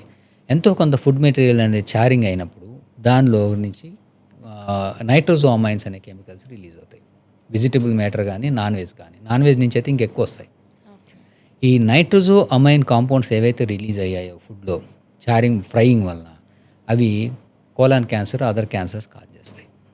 సో మనకు తెలియకుండా ఈ బార్బెక్యూ, కాలిపోయిన నల్లవి తింటారు. సో వాటిలో ఎక్కువగా చారింగ్ అయిపోతే they cause more cancer. So అలానే ఆయిల్ని మనం పరిమితికి మించి తింటాం. సో ఒక వ్యక్తికి ఆయిల్ ద్వారా రావాల్సిన కిలో క్యాలరీస్ 20% ఉంటే చాలు. 20% అంటే ఎలా డివైడ్ చేస్తారంటే, మన బాడీలో ఒక వ్యక్తి 60 కేజీలు ఉంటే 60 కేజీలకి ఒక 24 నుంచి 28 కిలో క్యాలరీస్ తీసుకొని క్యాల్కులేట్ చేసి, సో 1500 నుంచి 1800 కిలో క్యాలరీస్ ఒక వ్యక్తి తినాలి అంటే, ఆ 1500 కిలో క్యాలరీస్ ఎట్లా తినాలి అంటే 60% కార్బోహైడ్రేట్స్, 20% ప్రోటీన్స్, 20% ఆయిల్స్ ద్వారా మాత్రం రావాలి. అది డివైడ్ చేసి పెట్టారు అట్లా. సో మనం ఆయిల్ ఎక్కువ తిన్నాం అనుకోండి, ఆయిల్ నుంచి 40% వచ్చింది అనుకోండి, అది ఫ్యాట్గా అయిపోయి ఒబేస్ అయిపోతుంది. సో అది మనం బ్యాలెన్స్ చేసుకోవడం అనేది చాలా తక్కువ కష్టం. ఇప్పుడు ఎంత ఎలా తీసుకొని క్యాల్కులేట్ చేసుకొని అన్ని చూసుకోవాలని అంటే మనకు ఒరిజినల్గా ఇట్ ఈస్ నాట్ పాసిబుల్. ఎందుకంటే అది ఒకప్పుడు అట్లా చేయలేదు, ఇప్పుడు మళ్ళీ అట్లా చేయాల్సిన అవసరం ఏముందనేది ఇంపాసిబుల్ అనమాట. వాళ్ళు సింపుల్గా ఏంటంటే డైట్ చేయాలనుకున్న వాళ్ళు ఒక 20 ml అనే ఆయిల్ కన్నా వెళ్ళకూడదు. అంటే ఈ ఫ్రైస్ అవాయిడ్ చేయటం, ఇలాంటివి. కార్బోహైడ్రేట్ డైట్, కార్బోహైడ్రేట్స్ కూడా ప్రాసెస్ చేయకుండా వాటిని మిక్స్ చేసి వాటిలో ఫైబర్ మిక్స్ చేసుకొని తింటే వాటి లాభం కలుగుతుంది. అంటే హై గ్లైసిమిక్, లో గ్లైసిమిక్ అని. So high glycemic, low glycemic అంటే ఏంటంటే, ఇప్పుడు మనము డైరెక్ట్గా గ్లూకోజ్ని కలుపుకొని తాగుతాం. సడన్గా నీరసం వచ్చింది, జ్వరం వచ్చింది, గ్లూకోజ్ తాగుతాం, వెంటనే మనకి ఎనర్జీ వచ్చేస్తుంది. సో ఈ వెంటనే ఎనర్జీ రావడం ఇన్స్టాంట్ ఎనర్జీ అంటారు. ఈ ఇన్స్టాంట్ ఎనర్జీ అనేది ఈ గ్లూకోజ్ వల్ల వస్తుంది. అందుకే ఈ ఇన్స్టాంట్ ఎనర్జీ డ్రింక్స్లో వస్తాయి, స్టిమ్యులెంట్స్ ఉంటాయి, అలానే కూల్ డ్రింక్స్లో ఉంటాయి. ఎనర్జీ ఉంటుంది, బట్ అందులో మినరల్స్, విటమిన్స్ ఉండవు. ఓన్లీ ఎంటీ క్యాలరీస్ అంటారు. ఈ క్యాలరీస్ వచ్చేస్తాయి. అలాంటిది మన ఫుడ్ నుంచి కూడా వస్తుంది. ఇప్పుడు మైదా తిన్నాం, వైట్ రైస్ తిన్నాం, సో అది తినగానే వెంటనే వైట్ రైస్ అవి వెంటనే ఎనర్జీని రిలీజ్ చేసేస్తాయి బాడీకి. సో ఇన్స్టెంట్గా ఎనర్జీ వచ్చింది. అందుకే అన్నం తిన్న అలవాటు పడ్డ వాళ్ళు వేరే తినలేరు, ఎందుకంటే అది సాటిస్ఫాక్షన్ అనేది వెంటనే దానివల్ల వస్తుంది. అన్నానికి అడిక్ట్ అవుతాం. ఆ అన్నం కూడా ఒకప్పుడు ఏంటంటే దంపుడు బియ్యం తినేవాళ్ళు, ఇప్పుడు ఏంటంటే పాలిష్ చేసేస్తున్నారు. సో ఈ బియ్యం మీద ఉన్న కోటింగ్ పోతుంది. అల్యూరాన్ లేయర్ అంటారు దాన్ని, ఎండోస్పెర్మ్, అల్యూరాన్ లేయరు. ఈ ఎండోస్పెర్మ్ అనేది లోపల పిండి పదార్థం, అల్యూరాన్ లేయర్ అనేది సీడ్ మీద కోటింగ్, తొక్కు. ఈ తొక్కును తీసేస్తున్నాం. తొక్కులోనే ఫైబర్ ఉంటుంది, తొక్కులోనే థైమిన్ ఉంటుంది, తొక్కులోనే విటమిన్లు ఉంటాయి, అన్నీ అవసరమైనవన్నీ అందులోనే ఉంటాయి, యాంటీ ఆక్సిడెంట్స్, ఒరైజినాల్ కానీ అవన్నీ మనం తీసేసి ఈ రైస్ తింటున్నాం. సో రీసెర్చ్ ఏం చెప్తుందంటే, ఓన్లీ రైస్ ఎక్కువ తినడం, దానికి ఎక్కువ కూరగాయలు కలపాలి. సో రైస్ తింటాం సరే టేస్ట్, దానికి వచ్చే నష్టాన్ని ఎట్లా చేసుకోవాలంటే ఈ ఫైబర్తో కలపాలి. మనం డిఫరెంట్ ఫైబర్, ఆకుకూరలతోటి, కూరలతోటి కలిపి తిన్నాం అనుకోండి, మళ్ళీ దాని గ్లైసిమిక్ ఇండెక్స్ తగ్గిపోతుంది. ఇవి అడ్డం పడతాయి. సో మన ఇండియాలో అది అలవాటు. అందరూ ఏంటంటే వైట్ రైస్తో పాటు చాలా కర్రీ కలిపి ఎక్కువగా తింటే, సో వాళ్ళకి ఏంటంటే అందువల్ల కొంత ప్రొటెక్షన్ ఉంటుంది, మనకి మంచి ఎనర్జీ ఉంటుంది, వస్తుంది, బట్ న్యూట్రిషనల్లీ డెఫిషియెంట్ ప్రాబ్లం వస్తుంది. సో బ్రౌన్ రైసే తీసుకోవాలి. సో కొంతమంది ఏంటంటే ఈ మంచి ఆరోగ్యం తినాలి బ్రౌన్ రైస్, కానీ టేస్ట్ కావాలి. సో వాళ్ళు ఏం చేయొచ్చు అంటే బ్రౌన్ రైస్ తీసుకొని దాన్ని కొంత పర్సంటేజ్ వైట్ రైస్ కలుపుకో, సో బోత్ వెళ్తాయి. సో సో దాంతో మళ్ళీ ఇవి డిఫరెంట్ ఫైబర్ మెటీరియల్ ఉన్నాయి మనం కలిపితే సో గ్లైసిమిక్ ఇండెక్స్ మెయింటైన్ అవుతుంది, న్యూట్రిషన్ వాల్యూ అవుతుంది, కాన్స్టిపేషన్ లాంటివి రావు ఫైబర్ ఉండటం వలన. సో మలబద్ధకం వస్తుంది. సో మొత్తం ప్రాసెసర్ కూడా తీసుకుంటే మలబద్ధకం వస్తుంది. సో ఇలాంటివి రావు. ఇలాంటివి అడాప్ట్ చేసుకొని సో హెల్దీ లైఫ్ స్టైల్ మనం అడాప్ట్కి ఎలాంటివి చేయాలని తెలిస్తే చేసుకోగలం. తెలియకపోతే మనం తెలియకుండా ఈ అడ్వర్టైజ్మెంట్స్కి కంపెనీలకి వాటికి అంటే అమ్ముడైపోతాం. వాటిని వాళ్ళ ప్రోడక్ట్స్ ఎక్కువ వాడటం స్టార్ట్ చేస్తాం. సరే, అయితే ప్రజెంట్ మనం చూసుకుంటే చాలా రకాల హెల్త్ ఇష్యూస్ చూస్తున్నాం. అయితే ప్రజెంట్ ఉన్న లైఫ్ స్టైల్కి తగ్గట్టుగా మనం ఉండాలంటే మన ఫుడ్ హ్యాబిట్స్ ఖచ్చితంగా మారాలంటారా? ఎలాంటి మార్పులు ఉండాలి? అయితే మీరు ఇప్పుడు చెప్పినట్టు ప్రోటీన్స్, విటమిన్స్, ఫైబర్ ఉన్న ఫుడ్ సోర్సెస్ ఎలా ఉంటాయి సార్? అంటే ఏ ఫుడ్ నుంచి మనకి ఇవి ఎక్కువగా వస్తూ ఉంటాయి? ఎక్కువగా ఇవన్నీ రావాలి అని అంటే ప్లాంట్ మెయిన్ అన్ప్రాసెస్. ఫర్ ఎగ్జాంపుల్ ఈ విటమిన్స్, ఫైబర్ ఎక్కువ రావాలంటే మనం సాధారణంగా ఈ స్ప్రౌట్స్, లీఫీ వెజిటబుల్స్, నట్స్ అంటే ఇప్పుడు మనము నట్స్ అంటే ఇప్పుడు ఈ ఫ్లాక్స్ సీడ్స్ అని అంటే అవిసె గింజలు, సియా సీడ్స్ అని, తర్వాత బాదంలు, ఈ అక్రోట్. కానీ అందరికీ అది నాట్ పాసిబుల్ తినటం. ఈవెన్ గ్రౌండ్ నట్స్, దోసకాయ గింజలు, ఇలాంటి పుచ్చకాయ గింజలు ఇలాంటివి కూడా బాగా పనిచేస్తాయి నట్స్ కింద. అంటే సీడ్స్ అంటాం. ఒక విధంగా నట్స్ అనద్దు, సీడ్స్. ఈ సీడ్స్ అలానే ఆకుకూరలు, స్ప్రౌట్స్ అంటే మిశ్రిత అంటే మనం ఏంటంటే సంపూర్ణ ఆహారం తినాలంటే అన్నీ కలుపుకొని తినాలి, అన్నీ ఉండాలి అంటే అందులో ఏముండాలంటే సీరియల్స్, ధాన్యాలు ఉండాలి, పల్సెస్, పప్పు ధాన్యాలు ఉండాలి, మిల్లెట్స్, చిరుధాన్యాలు ఉండాలి, కూరగాయలు, ఆకుకూరలు. వీటితో పాటుగా మాంసకృతులకి మాంసం ఉన్నవాళ్ళు అది కూడా తీసుకో. సో వీటిల్లో ఏది బ్యాలెన్స్గా ఎట్లా తిన్నా కూడా వాటికి సంబంధించిన టైం టు టైం మనకి వస్తాయి. అయితే మనకి బాడీలో దాదాపుగా 20 రకాల అమినో యాసిడ్స్తో మన బాడీ ఫామ్ అవుతుంది. ఈ అమినో యాసిడ్స్ అనేవి మనకి కొన్నిట్లో ఎక్కువ ఉంటుంది, కొన్నిట్లో తక్కువ ఉంటుంది. ఇప్పుడు రైస్ తింటే ఒక 4-5 రకాల అమినో యాసిడ్స్ మాత్రం వస్తాయి. దాంతో బాడీ బిల్డ్ అవుతుంది అవ్వదు. సో దానికి మనం మళ్ళీ పప్పు కలుపుతాం, దాంతో పెసలు కలుపుతాం, మనం మినుములు కలుపుకుంటాం, గోధుమలు తింటాం, సో ఇట్లాగా నువ్వులు తింటాం, నట్స్, వేరుశనగలు తింటాం. అట్లా తిన్నప్పుడు ప్రతి ఒక్క ఆహారంలో కొన్ని అమినో యాసిడ్స్, కొన్ని ఎసెన్షియల్ ఫ్యాటీ యాసిడ్స్, కొన్ని పిండి పదార్థాలు ఇవి అన్నీ కలిపి ఉంటాయి. ఓన్లీ పిండి పదార్థం అనేది మన నేచర్లో దొరకదు, ఓన్లీ ఆయిల్ అనేది నేచర్లో దొరకదు. సో అవి ప్రాసెస్ చేస్తేనే అట్లా అవుతాయి. సో అవి ఎప్పుడైనా మిక్స్ అయి ఉంటాయి. ఈ మిక్స్ అయి ఉండటం వల్ల మనం వాటిని మిక్స్ చేసుకొని మనకి ఎట్లా కావాలో అట్లా పూర్వం డిజైన్ చేశారు. ఎన్ఐఎన్ కూడా మనకి డిజైన్ చేసి ఈ చిన్నపిల్లలకి ఇట్లా ఇవ్వాలి, ఉగ్గిపిండి అని కొన్ని చోట్ల ఇస్తారు. ఉగ్గి అంటే ఏంటంటే అన్ని పల్సెస్ కలిపి పౌడర్ కొట్టి పిల్లలకి వాటి చేసి ఇస్తారు. దాంట్లో ఏంటంటే డిఫరెంట్ ప్రోటీన్ మెటీరియల్స్ పిల్లలకి వెళ్తే ఆరోగ్యంగా సంపూర్ణ మాంసకృతులు వాళ్ళకి అందుతాయని. సో చీప్గా ఉంటాయి. ఇప్పుడు అందరూ నాన్ వెజ్ తినరు, వెజిటేరియన్స్ ఉండరు. సో కొన్ని నాన్ వెజ్లో కూడా కొన్ని దొరకవు, ఫ్యాట్స్, అదర్ కెమికల్సే వస్తాయి. సో ఇట్లా బ్యాలెన్స్ చేసుకొని తినాలి. అంటే ఇలాంటి ఎట్లా దొరుకుతాయి అని అంటే fresh vegetables, fresh fruits, sprouts, seeds and మనకి దొరికే ధాన్యాలు, పప్పు ధాన్యాలు, చిరుధాన్యాలు ఇవి బ్యాలెన్స్ చేస్తూ తడవకి. ఫర్ ఎగ్జాంపుల్ రాగులు. ఈ రాగులు బాడీకి మనకి శక్తిని ఎట్లా అంటే ఎముకలు ఫామ్ చేయడానికి ఫామ్ అవుతుంది. కాల్షియం వస్తుంది. ఇప్పుడు కాల్షియం మిల్క్లో ఉంటుంది. ఇప్పుడు మిల్క్ అనేసరికి చూసేసరికి చాలా కంటామినేషన్ ఉంది, ఏవో కెమికల్స్, ఆక్సిటోసిన్ వస్తుంది, ఎండోక్రైనల్ ప్రాబ్లమ్. సో అలాగా దాన్ని బ్యాలెన్స్ చేసుకోవాలంటే మనం రాగులు తీసుకుంటే రాగుల్లో చాలా మంచి కాల్షియం ఉంటుంది. అలా నాన్ వెజ్ బోన్స్ తింటే వస్తుంది. బోన్ ఎవరు తినరు. సో ఇట్లా డిఫరెంట్ ఫుడ్ మెటీరియల్. కాల్షియం అనేది రైస్లో కూడా ఉంటుంది. ఈ రైస్లో కాల్షియం పెరగాలి అని అంటే మనం వండిన అన్నాన్ని నీళ్ళలో పట్టేసి ఒక 24 గంటలు ఉంచినాక తీసుకొని తింటే సద్దన్నం అంటారు.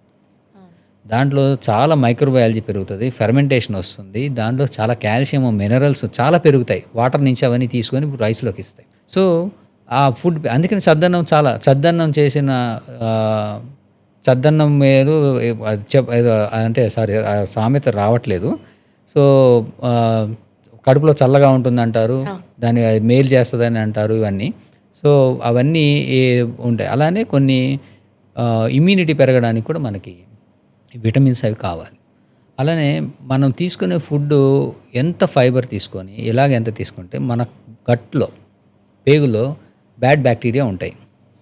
ఈ బ్యాక్టీరియా మనకి విటమిన్స్ ఇస్తాయి. సో అవి ఎంత బాగుంటే అవి మనం ఎంత ఆరోగ్యంగా ఉంటాం. దాంతో అన్నీ రిలేటెడ్. గట్ బ్యాక్టీరియా ఉంటేనే మనం ఆరోగ్యంగా ఉంటాం. సో ఇవి చూసుకొని మనం దాన్ని బట్టి వాళ్ళు తెలుసుకొని మార్చుకొని అన్ని రకాలు తింటేనే మంచిది. అయితే చిన్న వాళ్ళ దగ్గర నుంచి పెద్దవాళ్ళ వరకు చూసుకుంటే సార్ ఎవరి అంటే ఏ ఏజ్ వారి డైట్ ప్లాన్ ఎలా ఉండాలి? Old people especially females after menopause అంటే అయిపోయినాక కాల్షియం ఎక్కువ తీసుకోవాలి, వైటమిన్ డి తీసుకోవాలి, బోన్ స్ట్రెంగ్త్ పెంచుకోవాలి, వాళ్ళకి ఫ్రాక్చర్స్ ఎక్కువ అవుతాయి, ఇమ్యూనిటీ మెయింటైన్ చేసుకోవడానికి ఈ నట్స్ ఇలాంటివి ఎక్కువ తీసుకోవాలి. సాధారణంగా ఏంటంటే ఇవన్నీ చేస్తూ కూడా కొంత చూసుకొని అవసరమైతే ఐరన్, ఇండియాలో ఐరన్ అందరికీ తక్కువ ఉంటుంది, ఐరన్ తీసి ఆకుకూరలు తినాలి, కొంత నాన్ వెజ్ తిన్న వాళ్ళు ఐరన్ ఆకుకూరలు పక్కన పెట్టేస్తే ఐరన్ రాదు, ఎనీమియా వస్తుంది. సో ఆకుకూరలు అవసరమైతే ఇవన్నీ చేయగా కూడా కొన్నిసార్లు చూసుకొని అవసరమైతే సప్లిమెంట్లు వేసేసుకోవాలి. ఈ మేల్కు అయితే కూడా సేమ్, అయితే కాల్షియం అంత అవసరం పడదు, బట్ యాజ్ ఏజ్ ప్రాసెస్ అయ్యే కొద్దీ వాళ్ళకి వీక్నెస్ వస్తుంది, బోన్ ఫ్రాక్చర్స్ అవుతాయి, ఇమ్యూనిటీ తగ్గిపోతుంది. సో వీటిని టార్గెట్ చేస్తూ గట్టును మెయింటైన్ చేసుకోవాలి, ఇక మలబద్ధకం ఎక్కువ ఉంటుంది, అరుగుదల తగ్గిపోతుంది. సో వీటిని టార్గెట్ చేస్తూ more of natural with fibres, sprouts, seeds ఇవి కాక వాళ్ళకి స్పెసిఫిక్ డెఫిషియన్సీస్ ఏమన్నా వాళ్ళకు ఉంటే పర్టికులర్గా రాకూడదు. సో యూజువల్గా డెఫిషియన్సీస్ వైటమిన్ వైటమిన్ డి, ఇండియాలో ఐరను, బి కాంప్లెక్స్ డెఫిషియన్సీస్ ఎక్కువ ఉంటాయి, ఇవి ఫుడ్లో ఉండవు. సో అవి ఉన్నవి మన వాళ్ళు తినరు కొంతమంది. సో ఇవి బ్యాలెన్స్ చేసుకుంటూ వాటికి సంబంధించిన ఆహారాలు తీసుకుంటే ఓల్డ్ పీపుల్ సరిపోతుంది. చిన్నపిల్లలు పెరగాలి, బ్రెయిన్ చురుగ్గా పనిచేయాలి, యాక్టివ్గా ఉండాలి, ఆయాసం. సో వాళ్ళకి ఏంటంటే పెరగాలి అన్నప్పుడు వాళ్ళకి ప్రోటీన్స్ ఎక్కువ ఇవ్వాలి. మాంసకృతి ఇప్పుడు ఆల్రెడీ చెప్పాను, మాంసకృతి egg is the complete protein. So egg తినేవాళ్ళు ఎగ్ తింటే డైలీ వాళ్ళకి ప్రోటీన్స్ బాగా అందుతాయి. దాంతోపాటు అన్ని రకాల పప్పు ధాన్యాలు. అలానే వీళ్ళు యాక్టివ్గా చురుగ్గా ఉండాలంటే వైటమిన్స్ బాగా వెళ్ళాలి. ఒమేగా 3 ఫ్యాటీ యాసిడ్స్లో ఎస్పెషల్లీ ఈ డిహెచ్ఏ, డెకోజా హెక్సనోయిక్ యాసిడ్ అంటారు, అది బ్రెయిన్ పెంచుతుంది అంటారు. ప్రెగ్నెన్సీలు కూడా ఇప్పుడు ఇస్తున్నారు. సో ఇలాంటి సప్లిమెంట్స్, ఫిష్ ఇలాంటివి తింటే, ఫిష్ ఆయిల్స్ తీసుకుంటే వాళ్ళకి బ్రెయిన్ బాగుంటుంది, యాక్టివిటీ బాగుంటుంది, ఇమ్యూనిటీ బాగుంటుంది, విటమిన్స్ వెళ్తే. అలానే ప్రోటీన్స్ అవి ఇస్తే వాళ్ళ పెరుగుదల బాగుంటుంది, కాల్షియం, ప్రోటీన్స్. సో మిగతా ఆర్డర్స్ మధ్యలో వాళ్ళు వీళ్ళు మధ్యలో వస్తారు. సో వీళ్ళని దానికి మధ్యస్థంగా అడ్జస్ట్ చేసుకొని వాళ్ళు అన్ని రకాలు బ్యాలెన్స్ చేస్తూ తీసుకుంటే మంచిది. కానీ కొంతమంది ఏం చేస్తారంటే ఓన్లీ కొన్ని రకాల ఫుడ్స్కే అలవాటు పడతారు, వాటిలో ఏమి రాదు. కొంతమంది ఓన్లీ నూడిల్సే తింటారు, కొంచెం నూడిల్స్తో పాటుగా చిప్స్, తర్వాత ఈ బేకరీ బ్రెడ్స్ ఇవే తింటారు. దానివల్ల కూల్ డ్రింక్స్ తాగుతారు. ఇప్పుడు జరుగుతున్న మిడిల్ ఏజ్ పీపుల్, ఇప్పుడు యంగ్ పీపుల్, వీటిలో కెలోరీస్ ఉంటాయి బట్ హార్మ్ఫుల్ అయిపోతాయి అవి తర్వాత. బట్ వాళ్ళ కాన్స్టిపేషన్స్ కానీ, క్యాన్సర్ పొటెన్షియల్ కానీ, ఇన్ఫ్లమేటరీ పొటెన్షియల్ కానీ ఇవి ఎక్కువైపోతాయి. సో వాళ్ళకి అదర్ సమస్యలు కూడా వచ్చే ఛాన్స్ ఉంటుంది, అందులో అన్నీ రావు. సో ఇలాంటి ఫుడ్స్ అనేది అవాయిడ్ చేసేసుకుంటే మంచిది. సో చాలా మందిని మనం చూస్తే సార్ ఇప్పుడు అంటే ఈ బిజీ లైఫ్ స్టైల్ వల్ల కావచ్చు, వర్క్ స్ట్రెస్ వల్ల కావచ్చు, టీ కాఫీస్కి ఎక్కువగా అలవాటు అయిపోయి ఉన్నారు. అంటే ఇవి ఎంతవరకు మంచిది, ఎంతవరకు హాని కలిగిస్తుంది? రోజులో మనం ఎన్నిసార్లు టీ కానీ కాఫీ కానీ తీసుకుంటే మంచిది? ఇవి అవసరాలు ఎందుకు ఎక్కువైపోయాయి అంటే అవి స్టిమ్యులెంట్స్. టీ కాఫీ తాగిన వాళ్ళకి కొంచెం ఎనర్జెటిక్గా ఫీల్ అవుతారు, నిద్ర వస్తున్న ఫీలింగ్ తగ్గుతుంది. సో ఈ చదివేవాళ్ళు, పనిచేసేవాళ్ళు, డ్యూటీ షిఫ్ట్లో చేసేవాళ్ళు they are forced to take tea, coffee or other stimulants. అయితే కొంతమంది టొబాకో ప్రోడక్ట్స్ దాకా కూడా వెళ్ళిపోతారు. అవును. సో ఈ టీ, కాఫీ అనేది ఏంటంటే ఈ స్టిమ్యులెంట్స్ వలన వాటి అలవాటు అయిపోయారు. సో వీటిలో ఒక బ్యాడ్ గుణం ఉంది ఏంటంటే అలవాటు అయిపోవడం ఒకటి, ఎసిడిటీని పెంచుతాయి మన బాడీలో. ఈ ఎసిడిటీ పెంచడం వలన వాళ్ళు ఏం చేస్తారంటే దానికి ఈ అల్సర్స్ రావటం అవుతుంది. సో టీ, కాఫీ అనేవి అపటైట్ని తగ్గిస్తాయి. టీ తాగినాక మనకు తినాలనిపించదు, దానివల్ల ఎసిడిటీ పెరిగి వాళ్ళకి డెఫిషియన్సీస్ రావటం, ఎనర్జీ తర్వాత సరిపోకపోవటం, సో మాల్ నరిష్మెంట్ రావటం ఇవి చేస్తాయి. అంతేకాకుండా ఈ టీలో ఉన్న టానిన్స్, కాఫీలో టానిన్స్, అదర్ కెమికల్స్ ఇవి మన కొన్ని న్యూట్రియంట్స్ని అబ్జర్వ్ కానివ్వవు. సో ఫుడ్తో టీ తాగితే ఆ ఫుడ్లో ఉన్న ఐరన్ ఆపేస్తాయి, ఐరన్ డెఫిషియన్సీ అనేమి వచ్చేస్తుంది మనకి. సో ఇలాంటివన్నీ అవుతాయి కాబట్టి వాటిని లిమిటెడ్గా తీసుకోవాలి. సో ఇది బ్యాడ్ యాంగిల్. సో అలానే మిల్క్తో కలిపితే కాఫీ ఆర్ టీ అవన్నీ న్యూట్రలైజ్ అయిపోయి అసలు ఓన్లీ అలవాటుగా స్టిమ్యులెంట్గా ఉంటుంది అంతే తప్పితే వాటి వల్ల పెద్ద యూజ్ ఉండదు. ఒకవేళ టీ అనేది గ్రీన్ టీ లాగా మరి కొంతమంది తాగుతారు. ఈ గ్రీన్ టీలో ఎపిగెలా కెచెటిన్ గ్యాలైట్ అని ఉంటుంది, ఈజీసీజీ. ఇలాంటివి అవన్నీ ఏంటంటే flavonoids, antioxidants, anti inflammatory. ఇవి మనకి ఇమ్యూనిటీని పెంచుతాయి, తర్వాత మనకి కొన్ని రకాల జబ్బుల్ని రాకుండా చేస్తాయి. మెయింటైన్ చేస్తాయి సెల్ మెటబాలిజం. సో ఇలాంటివి కాఫీ, టీ అనేది ఏంటంటే ఎప్పుడైనా తాగితే కొంతమంది ఎంప్టీ స్టమక్ మీద, సో వాళ్ళ అవసరాన్ని బట్టి 1 or 2 cups are always good. అంతకన్నా ఎక్కువ 20 కప్పులు 10 కప్పులు తాగితే అది ఏదైనా ఎక్కువైతే దాని యొక్క అవలక్షణాలు మనకి బ్యాడ్ జరిగిపోతుంది. సో డెఫిషియన్సీస్ కూడా వస్తాయి. సో టీ కాఫీని బెటర్ ఫుడ్తో కలపద్దు. తర్వాత సాధ్యమైనంత వరకు మిల్క్తో కలపకుండా ఉంటే దానికి గుడ్ వాల్యూస్ మనకు వస్తాయి. You can mix with lemon or other flavouring agents. తర్వాత టీ కాఫీని సాయంత్రము 4 తర్వాత తీసుకునే వాళ్ళకి నిద్ర రాకపోయే ఛాన్స్ ఉంటుంది. సో ఇన్సామ్నియాకి వాటిని ఇలాంటి స్టిమ్యులేట్ డ్రింక్స్ని ఆపమంటాం. సో ఇలాగా చూసుకొని వాళ్ళ అవసరాన్ని బట్టి any coffee or tea or both 1 or 2 cups per day always good. అయితే టీ కాఫీ విషయంలో చాలా మందికి చాలా డౌట్స్ ఉంటాయి సార్. కొంతమంది ఎంటీ స్టమక్తో తాగకూడదు అంటారు, కొంతమంది ఫుడ్ తీసుకున్నాక తాగకూడదు అంటారు, కొంతమంది ఈవినింగ్ తాగకూడదు అంటారు. అసలు ఏ టైంలో తాగాలి టీని? అదే ఇప్పుడు నేను అన్నీ చెప్పిన అందులోని ఆన్సర్స్ ఉన్నాయి. ఈవినింగ్ తాగకూడదు అంటే నిద్ర రాకూడదు, లేకపోతే దానివల్ల ప్రాబ్లం ఏం లేదు. సో ఫుడ్తో తాగితే కంపల్సరీ అది బ్యాడ్. సో ఫుడ్తో కంబైన్ చేయకపోవడమే మంచిది. సో అవి గుడ్ లక్షణం, కొన్నిటిని స్టిమ్యులేట్ అది బ్లాక్ చేస్తాయి. సో న్యూట్రియంట్స్ని బ్లాక్ చేస్తాయి. వాడు ఎప్పుడు ఎంటీ స్టమక్ మీద తాగొచ్చు. సో వన్స్ ఫుడ్ కంబైన్ చేయకూడదు అంటే మన తర్వాత ఎంటీ స్టమక్ మీదే అని. సో ఎంటీ స్టమక్ మీద తాగేటప్పుడు ఏంటంటే కొంత ఎసిడిటీ వస్తుంది. సో ఎక్కువగా తాగకుండా వాటిని డైల్యూట్ ఫామ్స్లో వాటిల్లో తీసుకుంటే ఎంటీ స్టమక్ మీద దాని గుడ్ వాల్యూస్ అనేది మనకి వచ్చే ఛాన్స్ ఉంటుంది. ఓకే. అయితే సార్ ఇప్పుడు ప్రజెంట్ మనం చూసుకుంటే కనుక వయసుతో సంబంధం లేకుండా బీపీ, షుగర్స్ అనేవి ఎక్కువైపోతున్నాయి. అసలు వీటికి కారణం ఏంటంటారు? షుగర్ అనేది కొన్ని మన కంట్రీలో తీసుకుంటే ఎక్కువ హెవీగా ఉంటుంది.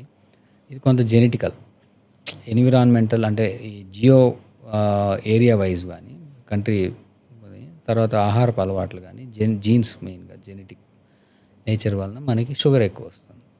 సో ఈ షుగర్ రావడానికి మన అలవాట్లు కూడా కొంత తోడు చేస్తాయి. సో మనం సెడెంటరీ లైఫ్లో ఉన్నాం. అలానే ఇప్పుడు తీసుకునే ఫుడ్స్ కానీ వాటి వలన కానీ ఈ ఇన్ఫ్లమేషన్ అది బాడీలో ఎక్కువైపోతుంది. ఇన్ఫ్లమేషన్ అని అవ్వటం వలన కొంత ఇన్సులిన్ లైక్ ఈ సబ్స్టెన్సెస్ బాడీలో అవుతాయి, ఇన్సులిన్ లాగా పనిచేస్తాయి. సో ఇన్సులిన్ లైక్ పనిచేస్తాయి కానీ అవి మెటబాలిజంకి అంతగా పనికిరావు. సో అవి ఆ డిఫరెంట్ ఇంబ్యాలెన్సెస్ బాడీలోకి ఈ లైఫ్ స్టైల్ తీసుకోవటం వలన ఒబేసిటీ వచ్చేస్తుంది. సో ఈ సెడెంటరీ లైఫ్ కానీ మనం తీసుకునే ఈ ప్రాసెస్డ్ ఫుడ్ వలన కానీ ఈ కెమికల్స్ వల్ల కానీ ఇన్సులిన్ రెసిస్టెన్స్ రావటం వల్ల కానీ ఈ డయాబెటీస్ అనేది ఎక్కువ అవుతుంది. సో ఈ ఒబేసిటీ రిలేటెడ్ ఇన్సులిన్ రెసిస్టెన్స్ కానీ ఇవి ఇప్పుడు ఫీమేల్స్లో తీసుకుంటే హిర్సుటిజం వస్తుంది, పీసీఓడి వస్తుంది, తర్వాత వాళ్ళకి సైకిల్ సరిగా రాకపోవటం, స్కిన్ నల్లగా అయిపోవటం, మెడ చుట్టూ అంతా నల్లగా అయిపోతుంది, అకాంతోసిస్ నైగ్రికాన్స్ అని వస్తుంది. సో ఇవన్నీ ఇన్సులిన్ రెసిస్టెన్స్కి సంబంధించి వచ్చిన ప్రాబ్లమ్స్. ఈ ఇన్సులిన్ రెసిస్టెన్స్ తగ్గించుకోవాలి అని అంటే ఒబేసిటీ తగ్గించుకోవాలి. ఒబేసిటీ తగ్గాలంటే ముందు మనం తిన్న ఫుడ్ని ఖర్చు పెట్టాలి.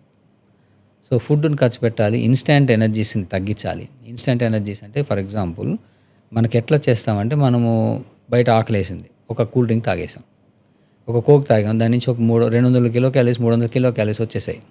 తాగాం కదా, దాన్ని మళ్ళీ స్పెండ్ చేయం, మళ్ళీ లంచ్ తింటాం. సో లంచ్లో మళ్ళీ తీసుకోవాల్సినంత తీసుకుంటాం. సో అది కట్ అవ్వదు. సో ఈ క్యాలరీస్ మనం తీసుకున్న ఈ ఫాస్ట్ ఫుడ్స్ అనేవి యాడ్ ఆన్ క్యాలరీస్ కాయి ఎక్స్ట్రా వచ్చేస్తాయి. సో అవి వచ్చేస్తాయి, దాన్ని కట్ చేయాలి. సో ఒకటి ఏంటంటే ఎక్సెస్ తీసుకోకుండా మెయింటైన్ చేసుకొని కాన్షియస్గా ఉండాలి. 2 తీసుకున్న క్యాలరీస్ మనకి ఖర్చు పెట్టేసుకోవాలి, బ్యాంకులో ఉంచకూడదు. సో బాడీ ఏం చేస్తుందంటే ఉంచేసుకుంటుంది. ఎందుకు ఉంచేసుకుంటుంది అని అంటే మనకి ఎప్పుడైనా కానీ ఫుడ్ తీసుకున్నప్పుడు అది ఎప్పుడైనా మనకు ఒకసారి తినకపోయినా అంటే అదేంటంటే క్షామం అంటే ఫ్యామైన్ వచ్చేస్తుంది. కాబట్టి మనం సర్వైవ్ అవ్వాలి అని బాడీ అలర్ట్ అయిపోతుంది. ఈ అలర్ట్ అయిపోయినప్పుడు వచ్చిన కొంచెం ఫుడ్లో కొంచెమే వాడి మిగతా స్టోర్ చేస్తూ ఉంటుంది. ఈ స్టోరింగ్ పొటెన్షియల్ అనేది లైఫ్ స్టైల్లో ఎక్కువైపోయింది మనం తీసే ఫుడ్ వల్ల. సో వెళ్ళిపోతుంది. సో వీటికి ఏంటంటే ఒబేసిటీ, డయాబెటీసు ఇంటర్లింక్ ఉంటాయి. డయాబెటీసు లైఫ్ స్టైలు మన జెనెటిక్స్కి ఇంటర్లింక్ ఉంటుంది. సో ఇవన్నీ ముందు నుంచే చూసుకొని మనం మార్చుకొని కొంత పోస్ట్పోన్ అయితే చేసుకోవచ్చు. ఫర్ ఎగ్జాంపుల్ షుగర్ మన లైఫ్ స్టైల్ వల్ల ఒబేసిటీ వెంటనే బయటపడింది, అదే మనం ఫాలో అయితే ఒక 10 ఏళ్ళు వెనకేసుకోవచ్చు రాకుండా. సో వచ్చేది కొంచెం జెనెటికల్గా ఉంటే వస్తుంది. సో వచ్చినాక చేయాల్సిన పని అయితే చేయాలి, మందులు వాడాలి, డైట్ చేయాలి, డైట్ కంట్రోల్ చేసుకోవాలి, మానిటర్ చేసుకోవాలి. ఇవన్నీ వచ్చినాక వచ్చే పని. లేదు రాకుండా ఉండాలి అని చేయాలంటే ఇప్పుడు మన బాడీ తత్వాన్ని బట్టి మనం ఎంత వెయిట్లో ఉన్నాము వాటిని బట్టి చూసుకొని వాటితో మనం కొంచెం మేనేజ్ చేసుకొని వాటిని ప్లాన్ చేసుకోవాలి.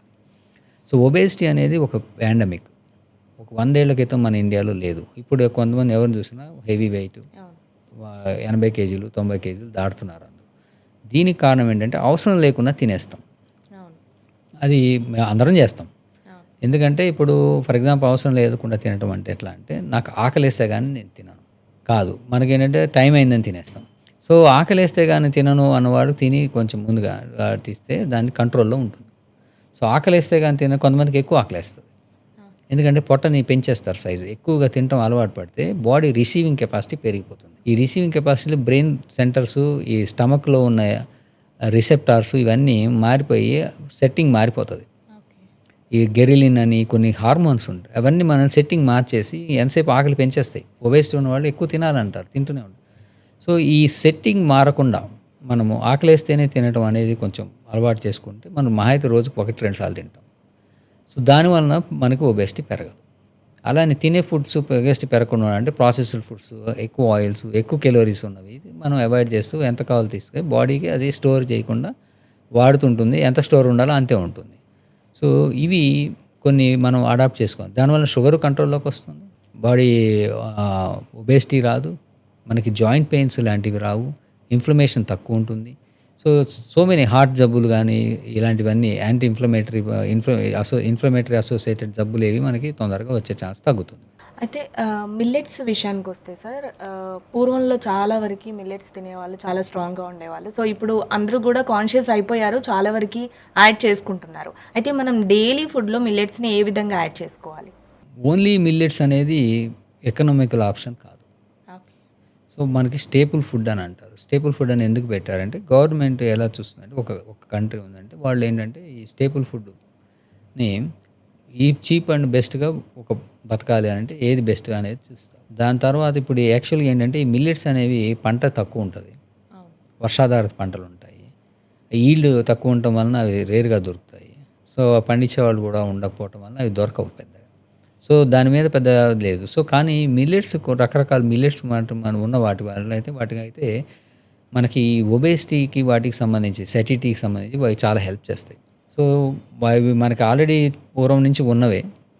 సో మనకి ఈ బరువు పెరగకుండా ఇన్స్టెంట్ ఎనర్జీస్ రాకుండా ఉండాలంటే మన డైలీ డైట్లో ఈ మీల్స్లోనే వాటిని రీప్లేస్ చేసి మనం మిల్లెట్స్ తీసుకోవచ్చు.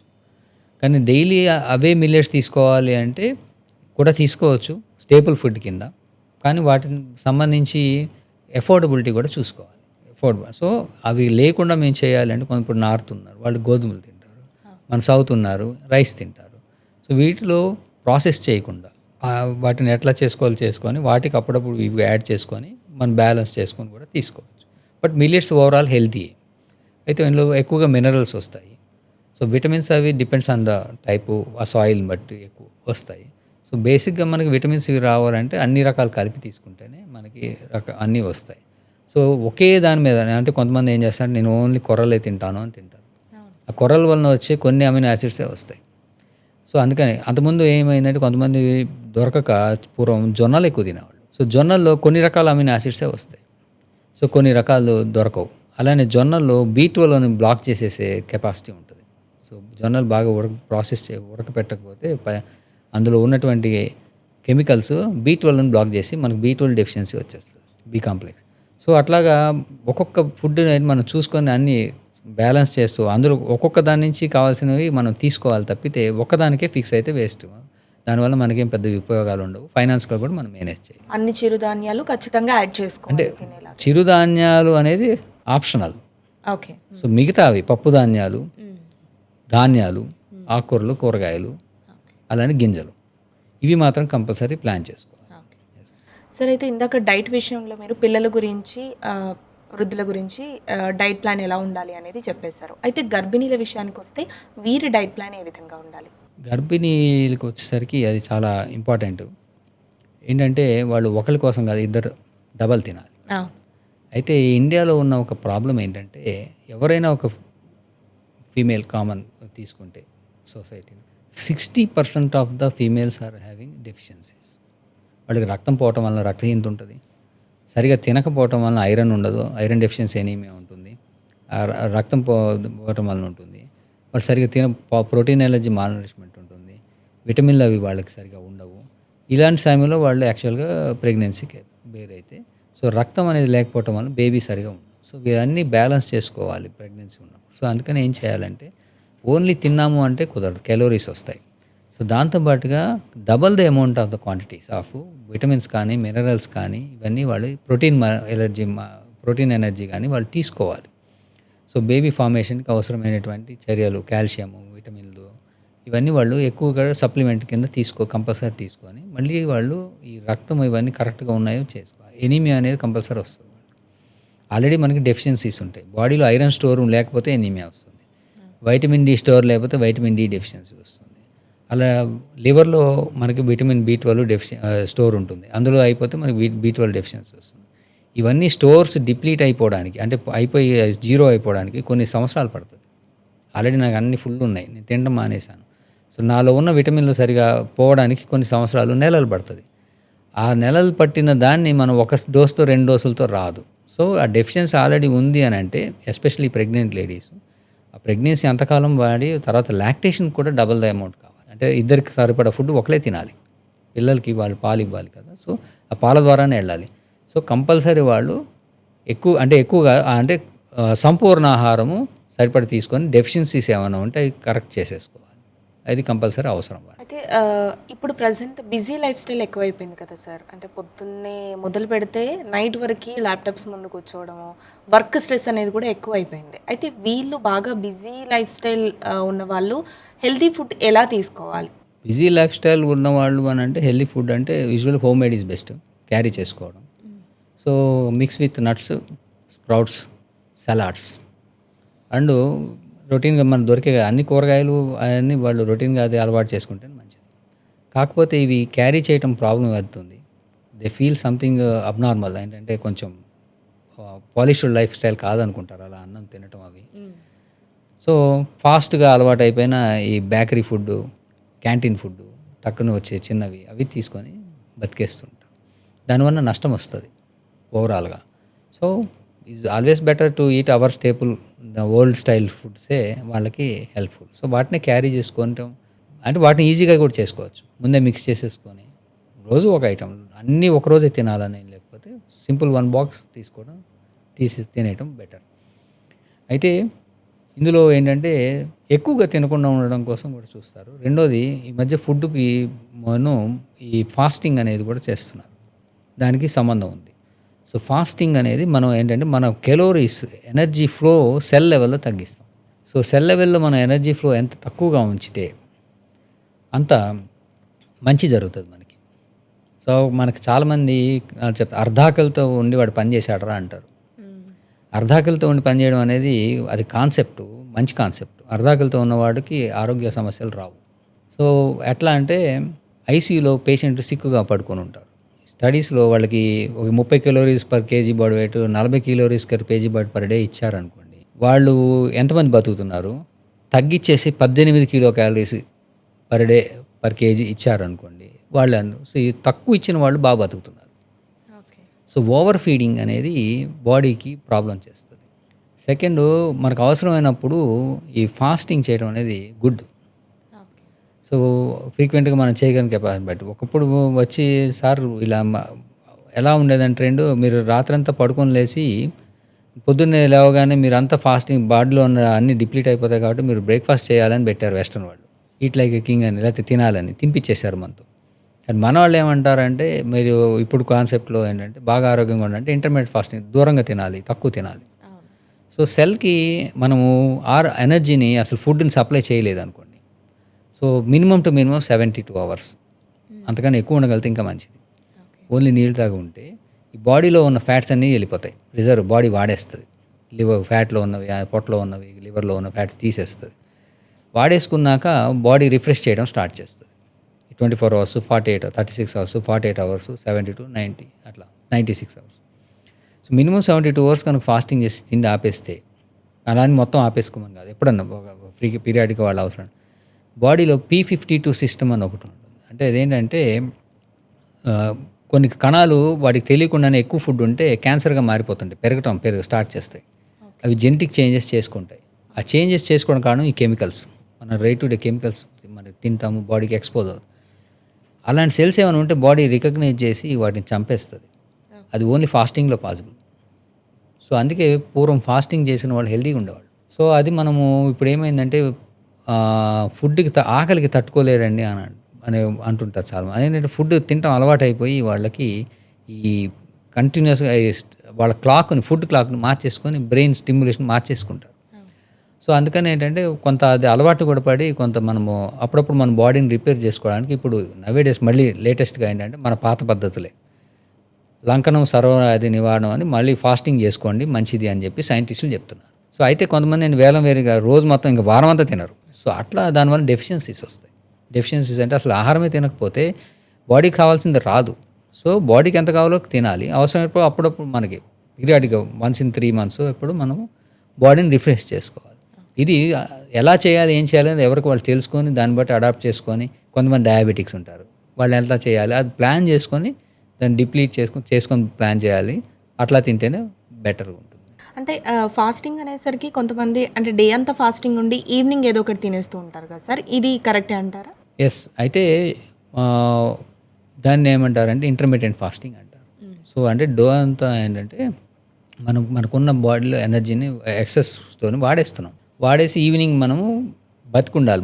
మనకి రోజు మొత్తం మీద ఎంతో కొంత ఎనర్జీ కావాలి. సో ఈవినింగ్ వాళ్ళు సప్లై చేసుకుంటారు. సో దాన్ని అలవాటు పడి రోజుకి ఒక మీల్స్ చేసి బాడీ అంతా రన్ చేసే వాళ్ళు ఉంటారు.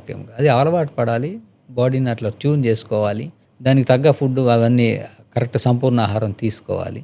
సో దానివల్ల ఏంటంటే బాడీ నుంచి ఉన్న స్టోర్స్ అనేది వాడేస్తుంటుంది. స్టోర్ వాడేయడం అనేది ఎప్పుడైనా మంచిది. అలా చేస్తారు.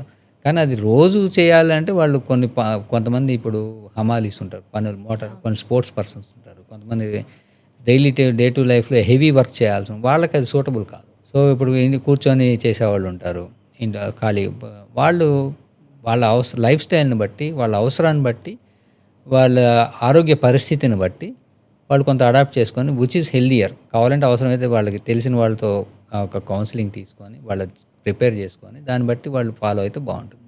సరే, అయితే పూర్తి ఆరోగ్యంగా ఉండాలంటే, సంపూర్ణ ఆరోగ్యం కావాలి అంటే మనకి ఆరోగ్యకరమైన ఫుడ్ ఎంత అవసరమో నిద్ర కూడా అంతే అవసరం అని చెప్తుంటారు.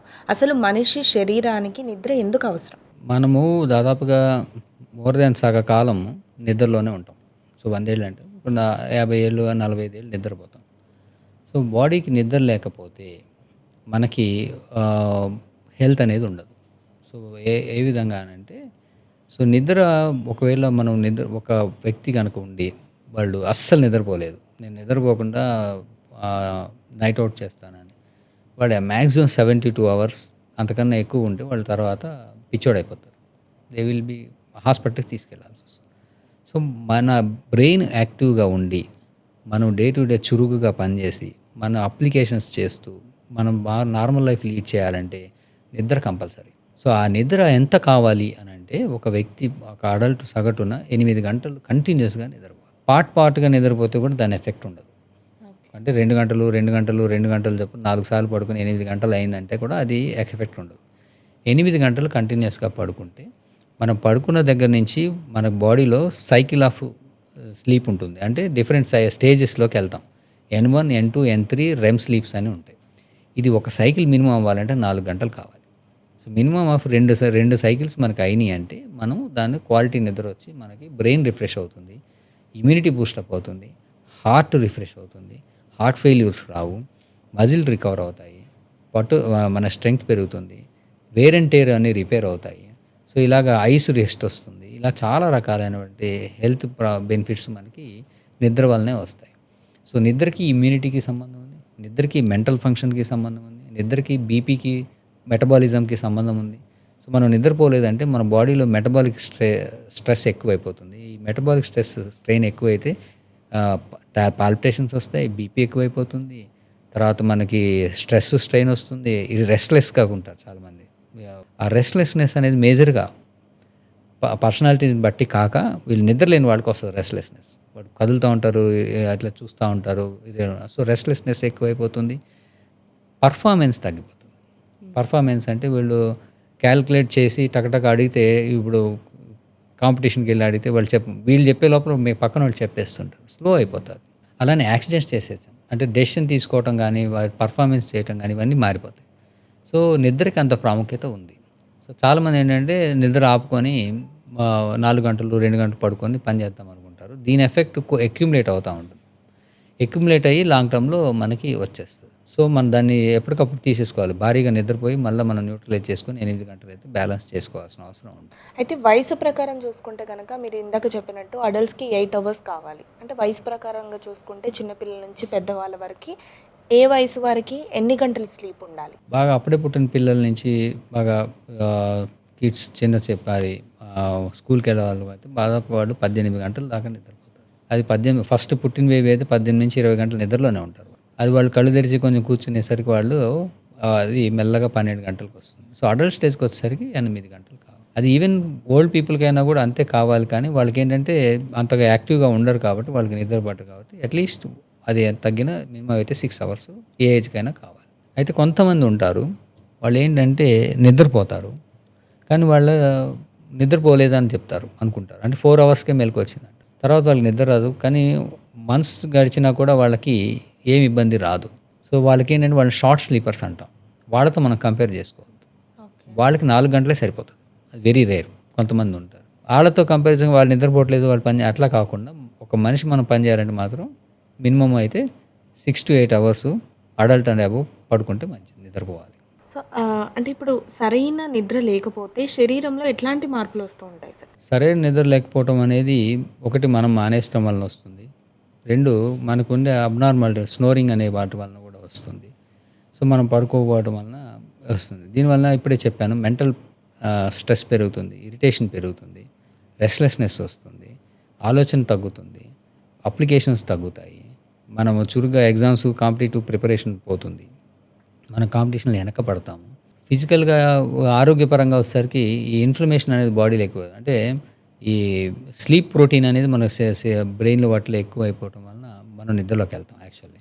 సో దాన్ని పోస్ట్పోన్ చేస్తూ ఉండేసరికి బాడీలోకి రెస్ట్ లేకపోవడం వల్ల ఇన్ఫ్లమేషన్ పెరిగి ఈ ఇన్ఫ్లమేషన్ పెరగటం వలన మనకి కొంతమందికి ఒబేసిటీ వస్తే గొరకొస్తే నిద్రపోము సరిగా.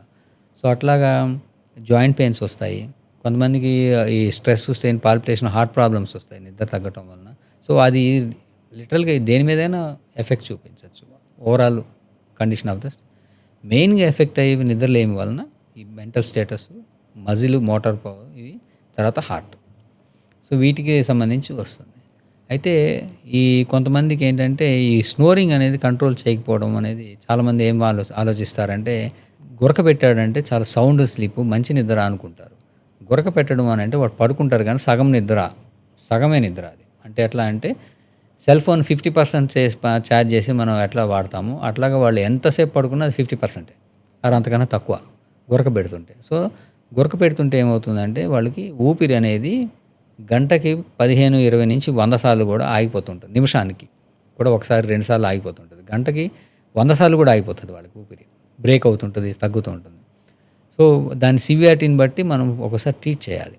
సో ఈ గురక ఉన్న వాళ్ళు వీళ్ళందరూ ఏంటంటే నిద్రపోనట్టు వాళ్ళని చూసుకొని వీళ్ళందరూ ఈ యాక్చువల్గా మీరు గురక ఉన్న వ్యక్తిని చూస్తే వాళ్ళు పొద్దున్నే కూర్చొని నిద్రపోతుంటారు, తోలుతుంటారు. అడగగానే కాళ్ళు మత్తుకాళ్ళు చూసి సరిగా సమాధానం చెప్పరు.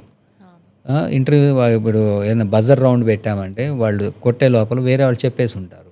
సో ఇవన్నీ మనం క్లియర్గా గురక పెట్టి ఇట్లా ఉన్న వాళ్ళ వ్యక్తులు చూడవచ్చు. ఇవన్నీ నష్టాలు. అలానే మిషన్స్ దగ్గర పనిచేస్తున్న వాళ్ళు యాక్సిడెంట్ చేసి చేతులు కట్ చేసుకోవటం, డ్రైవింగ్ చేయకూడదు నిద్ర లేని వాళ్ళు. నిద్ర లేకుండా డ్రైవ్ చేస్తే యాక్చువల్గా వెస్టర్న్ కంట్రీస్ వాటిలో 6 అవర్స్ దాటితే నిద్రపోవాలి, ఆ డ్రైవర్ పనికిరాడు. కొన్ని అయితే ఎయిర్ ఫ్లైట్స్ గీట్స్ వాటికున్నవి అయితే అసలు స్నోరింగ్ నిద్రపోయే తత్వం ఉందనే ఉద్దేశం వాళ్ళని అన్ఫిట్ చేసేస్తారు. సో మల్టిపుల్ లేటెన్సీ టెస్ట్ అని చేసి వాళ్ళు టెస్ట్ పాస్ అయితేనే ఇస్తారు. సో అట్లాగా కొన్ని ఇంపార్టెంట్ జాబ్స్ వాళ్ళు చేయడానికి పనికిరారు నిద్రలేమిలో. సో నిద్ర అనేది పోవాలి. అలాగే అబ్నార్మల్ నిద్ర స్నోరింగ్ లాంటివి ఉంటే కరెక్ట్ చేసేసుకోవాలి. సో ఎలా ఉంటుంది అంటే ఇప్పుడు ఇదే లిథార్జీ ఉంటుంది, ఇరిటేషన్ ఉంటుంది, మందకొడిగా ఉంటారు, బ్రెయిన్ పనిచేయదు, యాక్సిడెంట్స్ అవుతాయి. తర్వాత కొంతమందికి ఈ స్నోరింగ్ ఉన్న వాళ్ళకి ఏంటంటే యూరిన్ ఫ్రీక్వెన్సీ పెరగటం, ఎక్కువగా నిద్ర రావటం, థ్రోట్ ఎండిపోవటం, పొద్దున్నే లేవగానే హెడేక్ ఉండటం, ఇలాంటివి కూడా ఉంటాయి. నిద్ర అబ్నార్మల్ స్లీప్. సో కొంతమంది హెడేక్స్ వస్తాయి, ఎందుకంటే నిద్ర సరిపోవట్లేదు. సో థ్రెషోల్డ్ మెటబాలిక్ థ్రెషోల్డ్ పెరిగిపోయి వాళ్ళకి హెడేక్స్ వచ్చేస్తాయి సాయంత్రం. సో ఈ హెడేక్స్ రావడం ఇవన్నీ పొద్దున్నే లేవగానే కూడా వాళ్ళకి ఫ్రెష్ ఉండదు, నిద్ర హెడేక్ వస్తుంది. ఎర్లీ మార్నింగ్ హెడేక్ అంటే కంపల్సరీ అది నిద్ర ప్రాబ్లం. సో ఇలాంటివన్నీ చూసుకొని వాళ్ళు కరెక్ట్ చేయాలి. సో ఎలాంటి లక్షణాలు ఉన్నా వాటిని అర్జెంటుగా కరెక్ట్ చేసుకోవాలి. అయితే గుండె జబ్బులు, డయాబెటీస్, బరువు పెరుగుదల వీటికి నిద్రలేమికి ఎలాంటి సంబంధం ఉంటుంది సార్? ఆ, ఒక వ్యక్తి గుండె జబ్బు ఉండి స్ట్రోక్, హార్ట్ అటాక్, ఎంఐ వస్తే, ఆర్ స్ట్రోక్ ఉన్నా, బీపీ, షుగర్ లాంటివి ఉండి ఒకటి కన్నా ఎక్కువ రెండు మందులు వాడుతూ ఉంటే, or chronic kidney disease, dialysis మీద ఇలాంటి దీర్ఘకాలిక వ్యాధులు ఉన్న వ్యక్తికి, అలాంటి లేని వ్యక్తికి, నార్మల్ ఒక ఆరోగ్యకరమైన వ్యక్తికి ఇలాంటిది ఏదో ఉన్న కంపేర్ చేస్తే వాళ్ళు స్లీప్ డిజార్డర్డ్ బ్రీతింగ్ 60% దాకా ఉంటుంది. స్లీప్ డిజార్డర్ బ్రీతింగ్ అంటే స్నోరింగ్, అబ్నార్మాలిటీస్, నిద్రలో ప్రాబ్లం రావడం అనేది చాలా ఉంటుంది. ఈ అబ్నార్మాలిటీ ఆ జబ్బు వలన వస్తుంది. ఈ స్లీప్ డిజార్డర్ బ్రీతింగ్ ఎస్డిపి ఉంటే ఈ ఎస్డిపి వలన వాళ్ళకి ఈ జబ్బులు ప్రాబ్లం వచ్చేస్తాయి. సో వైస్ వర్సా అంటారు. సో అవి ఉంటే ఇది పెరుగుద్ది, ఇవి ఉంటే అది వస్తుంది, అట్లా వైస్ వర్సా ఒకదాని వలన ఒకటి అవి హెల్ప్ చేసుకొని పెరిగిపోయి మనల్ని అనారోగ్య పాలు చేస్తాయి. సో ఎవరికైనా ఇలాంటి జబ్బు ఉంటే కంపల్సరీ అది రూల్ అవుట్ చేసుకోవాలి. స్ట్రోక్ ఉన్న వాటి వలన దాన్ని కరెక్ట్ చేసుకోవడానికి మనకి ఇప్పుడు కొంత సైన్స్ వచ్చింది, చేస్తున్నాం. సో వాళ్ళకి ఏంటంటే వాటికి ఇంటర్ రిలేషన్ ఉంటుంది. సో అవి కరెక్ట్ చేస్తే, స్నోరింగ్ అవి ఆ మెటబాలిక్ స్ట్రెస్ తీసేస్తే వీళ్ళు కంట్రోల్కి వస్తాయి. బీపీ కంట్రోల్కి వస్తుంది, షుగర్ కంట్రోల్కి వస్తుంది. అయితే ఇప్పుడు ఈ నిద్రపోయినప్పుడు కొంతమంది స్నోరింగ్ ఉంటుంది. ఈ స్నోరింగ్ ఉండటం వలన ఏంటంటే ఊపిరి ఆగిపోతుంది. ఊపిరి ఆగిపోతే మనకి ఎవరైనా మీద పడి గొంతు నొక్కితే ఏమవుతుంది, సడన్గా పాము కనబడితే ఏమవుతుంది, అట్లాగే గొంతు నొక్కితే మన బాడీలో యాడ్రినర్జిక్ డ్రైవ్ అంటే కెమికల్స్ రిలీజ్ అయిపోతాయి. సడన్గా ఎమర్జెన్సీ అది, మనం మళ్ళీ మెలకువ రావాలి, ఆ ఎమర్జెన్సీ కెమికల్స్ రిలీజ్ అవుతాయి. కొంతమంది గంటకు 60 సార్లు 70 సార్లు రిలీజ్ అవుతాయి. ఈ రిలీజ్ అయిన కెమికల్స్ రక్తంలో సరఫరా అవుతూ ఉంటాయి, సర్క్యులేట్ అవుతూ ఉంటాయి. ఈ సర్క్యులేట్ అవుతున్న కెమికల్స్ కిడ్నీ, లివరు తీయాలి. ఇవి తీయడానికి అవి మనం నిద్రపోయిన 6 గంటల పాటు నిద్రపోయినవి అలా రిలీజ్ చేసేస్తూ ఉంటాయి. రిలీజ్ చేసినవి రోజంతా సర్క్యులేట్ అవుతూ ఉంటే బీపీ విపరీతంగా కొడతా ఉంటుంది. సో వాళ్ళు బీపీ మందులు వేస్తారు, అరే ఇంకా ఎక్కువ, మళ్ళీ ట్యాబ్లెట్ యాడ్ చేస్తారు, ఇంకా ఎక్కువ ఉంటుంది. ఏంటంటే రైట్ అవి రిలీజ్ అయిపోయినవి ఆ బీపీ మందు పని చేయకుండా బీపీని పెంచేస్తాయి. సో ఇలాంటి కండిషన్స్ వాళ్ళకి మనకు ఉంటే వాటిని స్నోరింగ్, ఈ ఒబేసిటీ, వాటికి సంబంధించిన ప్రాబ్లమ్స్ కరెక్ట్ చేయాల్సి ఉంటుంది. సో అంటే క్వాలిటీ ఆఫ్ స్లీప్ విషయానికి వస్తే సార్, ఈ మధ్య కాలంలో అందరూ కూడా ఫోన్కి చాలా అడిక్ట్ అయిపోయారు. ఫోన్స్ ఇంకా ల్యాప్టాప్స్. అంటే ల్యాప్టాప్ అంటే వర్క్ విషయంలో ఖచ్చితంగా మనం అది తప్పదు కాబట్టి ఓకే, బట్ ఫోన్కి కూడా అడిక్ట్ అయిపోయారు. సో ఇది క్వాలిటీ ఆఫ్ స్లీప్ పైన ఎంతవరకు ప్రభావం చూపుతుంది? ఈ TV, book reading, phones and laptops చూడటం, ఇవన్నీ ఏంటంటే వోలిషనల్గా మనము డీప్ స్లీప్ని తగ్గించుకోవటం. అంటే ఇప్పుడు ఫర్ ఎగ్జాంపుల్ మనం 9కి పడుకోవాలనుకున్నాం, 10 దాకా చూసాం. సో 10కి పడుకున్నాడు, అప్పటి నుంచి 8 అవర్స్ పడుకుని సరిపోతుంది. కానీ ఏం చేస్తున్నారంటే ఈ మధ్యకాలంలో, రెండోది ఇవి కాక పార్టీయింగ్, నైట్ పార్టీ, అవును, నైట్ పార్టీలు, నైట్ షిఫ్టింగ్ డ్యూటీస్. సో వీటి వలన మనము కావాలని మన నిద్రని వాయిదా వేసుకుంటున్నాం. సో పోస్ట్ పోన్మెంట్ ఆఫ్ స్లీప్ అంటారు దీన్ని. ఈ పోస్ట్ పోన్మెంట్ ఆఫ్ స్లీప్ అనేది మనకి దానివలన ఏమవుతుందంటే ఈ యంగ్ పీపుల్లో కూడా ఇవి ఎక్కువగా ప్రాబ్లమ్స్ స్టార్ట్ అయిపోతాయి. సో స్లీప్ సరిపోకపోతే ఇప్పటిదాకా చెప్పిన లక్షణాలన్నీ వాళ్ళలో కూడా కనబడతాయి. సో నిద్ర సరిపోకపోవటం వలన అది పెర్ఫార్మెన్సు, ఈ సాల్వ్ చేయలేకపోవటము, హెల్త్ పోవటము, ఇరిటేషన్ రావటము, మెంటల్ ప్రాబ్లమ్స్ రావటము, హెల్త్, ఇవన్నీ కూడా పాసిబిలిటీ ఉంటాయి. సో వీళ్ళు ఇలాంటివి ఉన్నవి ఏంటంటే కొంతకాలం ఇప్పుడు చేసుకున్న టాలరేట్ చేస్తాం. For example night shift maximum 3 months చేయొచ్చు. దాని తర్వాత వాళ్ళు నైట్ షిఫ్ట్కి వచ్చి మళ్ళీ ఈ సర్కేడియన్ రిథమ్ అంటారు దాన్ని. మనకి స్లీప్లో పైనియల్ గ్లాండ్ అని ఒకటి ఉంటుంది, అది మనకి ఈ మెలటోనిన్ అనే సెక్రీషన్స్ని మనకి ఇస్తుంది. ఈ గ్లాండ్ నుంచి మెలటోనిన్ వచ్చే ప్రాసెస్ అనేది బ్లాక్ చేసుకోకూడదు. సో దాన్ని మనం బ్లాక్ చేసుకోకుండా ఉండాలంటే night time sleep preferable, light లేకుండా day and night cycle maintain చేసుకుంటూ నైట్లోనే ఎక్కువ నిద్రపోతే ఇది మనకి హెల్ప్ అవుతుంది. ఈ నైట్లో మనము పోస్ట్ పోన్ చేసుకొని మినిమం 6 hours కూడా నిద్రపోకపోతే ఈ యాక్టివిటీ తగ్గిపోతుంది. సో ఈ అలవాటు అయిపోయిన వాళ్ళు మళ్ళీ వాళ్ళంతటి వాళ్ళు కాన్షియస్నెస్ పెంచుకొని వాటిని వెనక్కి తెచ్చుకోవాలి. సో అలవాటు అయిపోతే ఎడిక్షన్ ఉంటుంది పిల్లలకి ఎస్పెషల్లీ. సో ఈ వీడియో గేమ్స్ అవన్నీ ఆపిచ్చి వాళ్ళు కౌన్సిల్ చేయాల్సిన అవసరం. సో ఏంటంటే వాళ్ళు పార్టీయింగ్ అని కానీ ఇవన్నీ ఎప్పుడన్నా వెళ్తే పర్లేదు, కొంతమంది అదే పనిగా రెగ్యులర్ ఉంటారు. సో వీటిని అవసరం ఉన్న దానికి బలం ఆపేసి వాటిని దూరం పెట్టేసుకొని అప్పుడు నిద్రకి వెళ్ళిపోవాలి.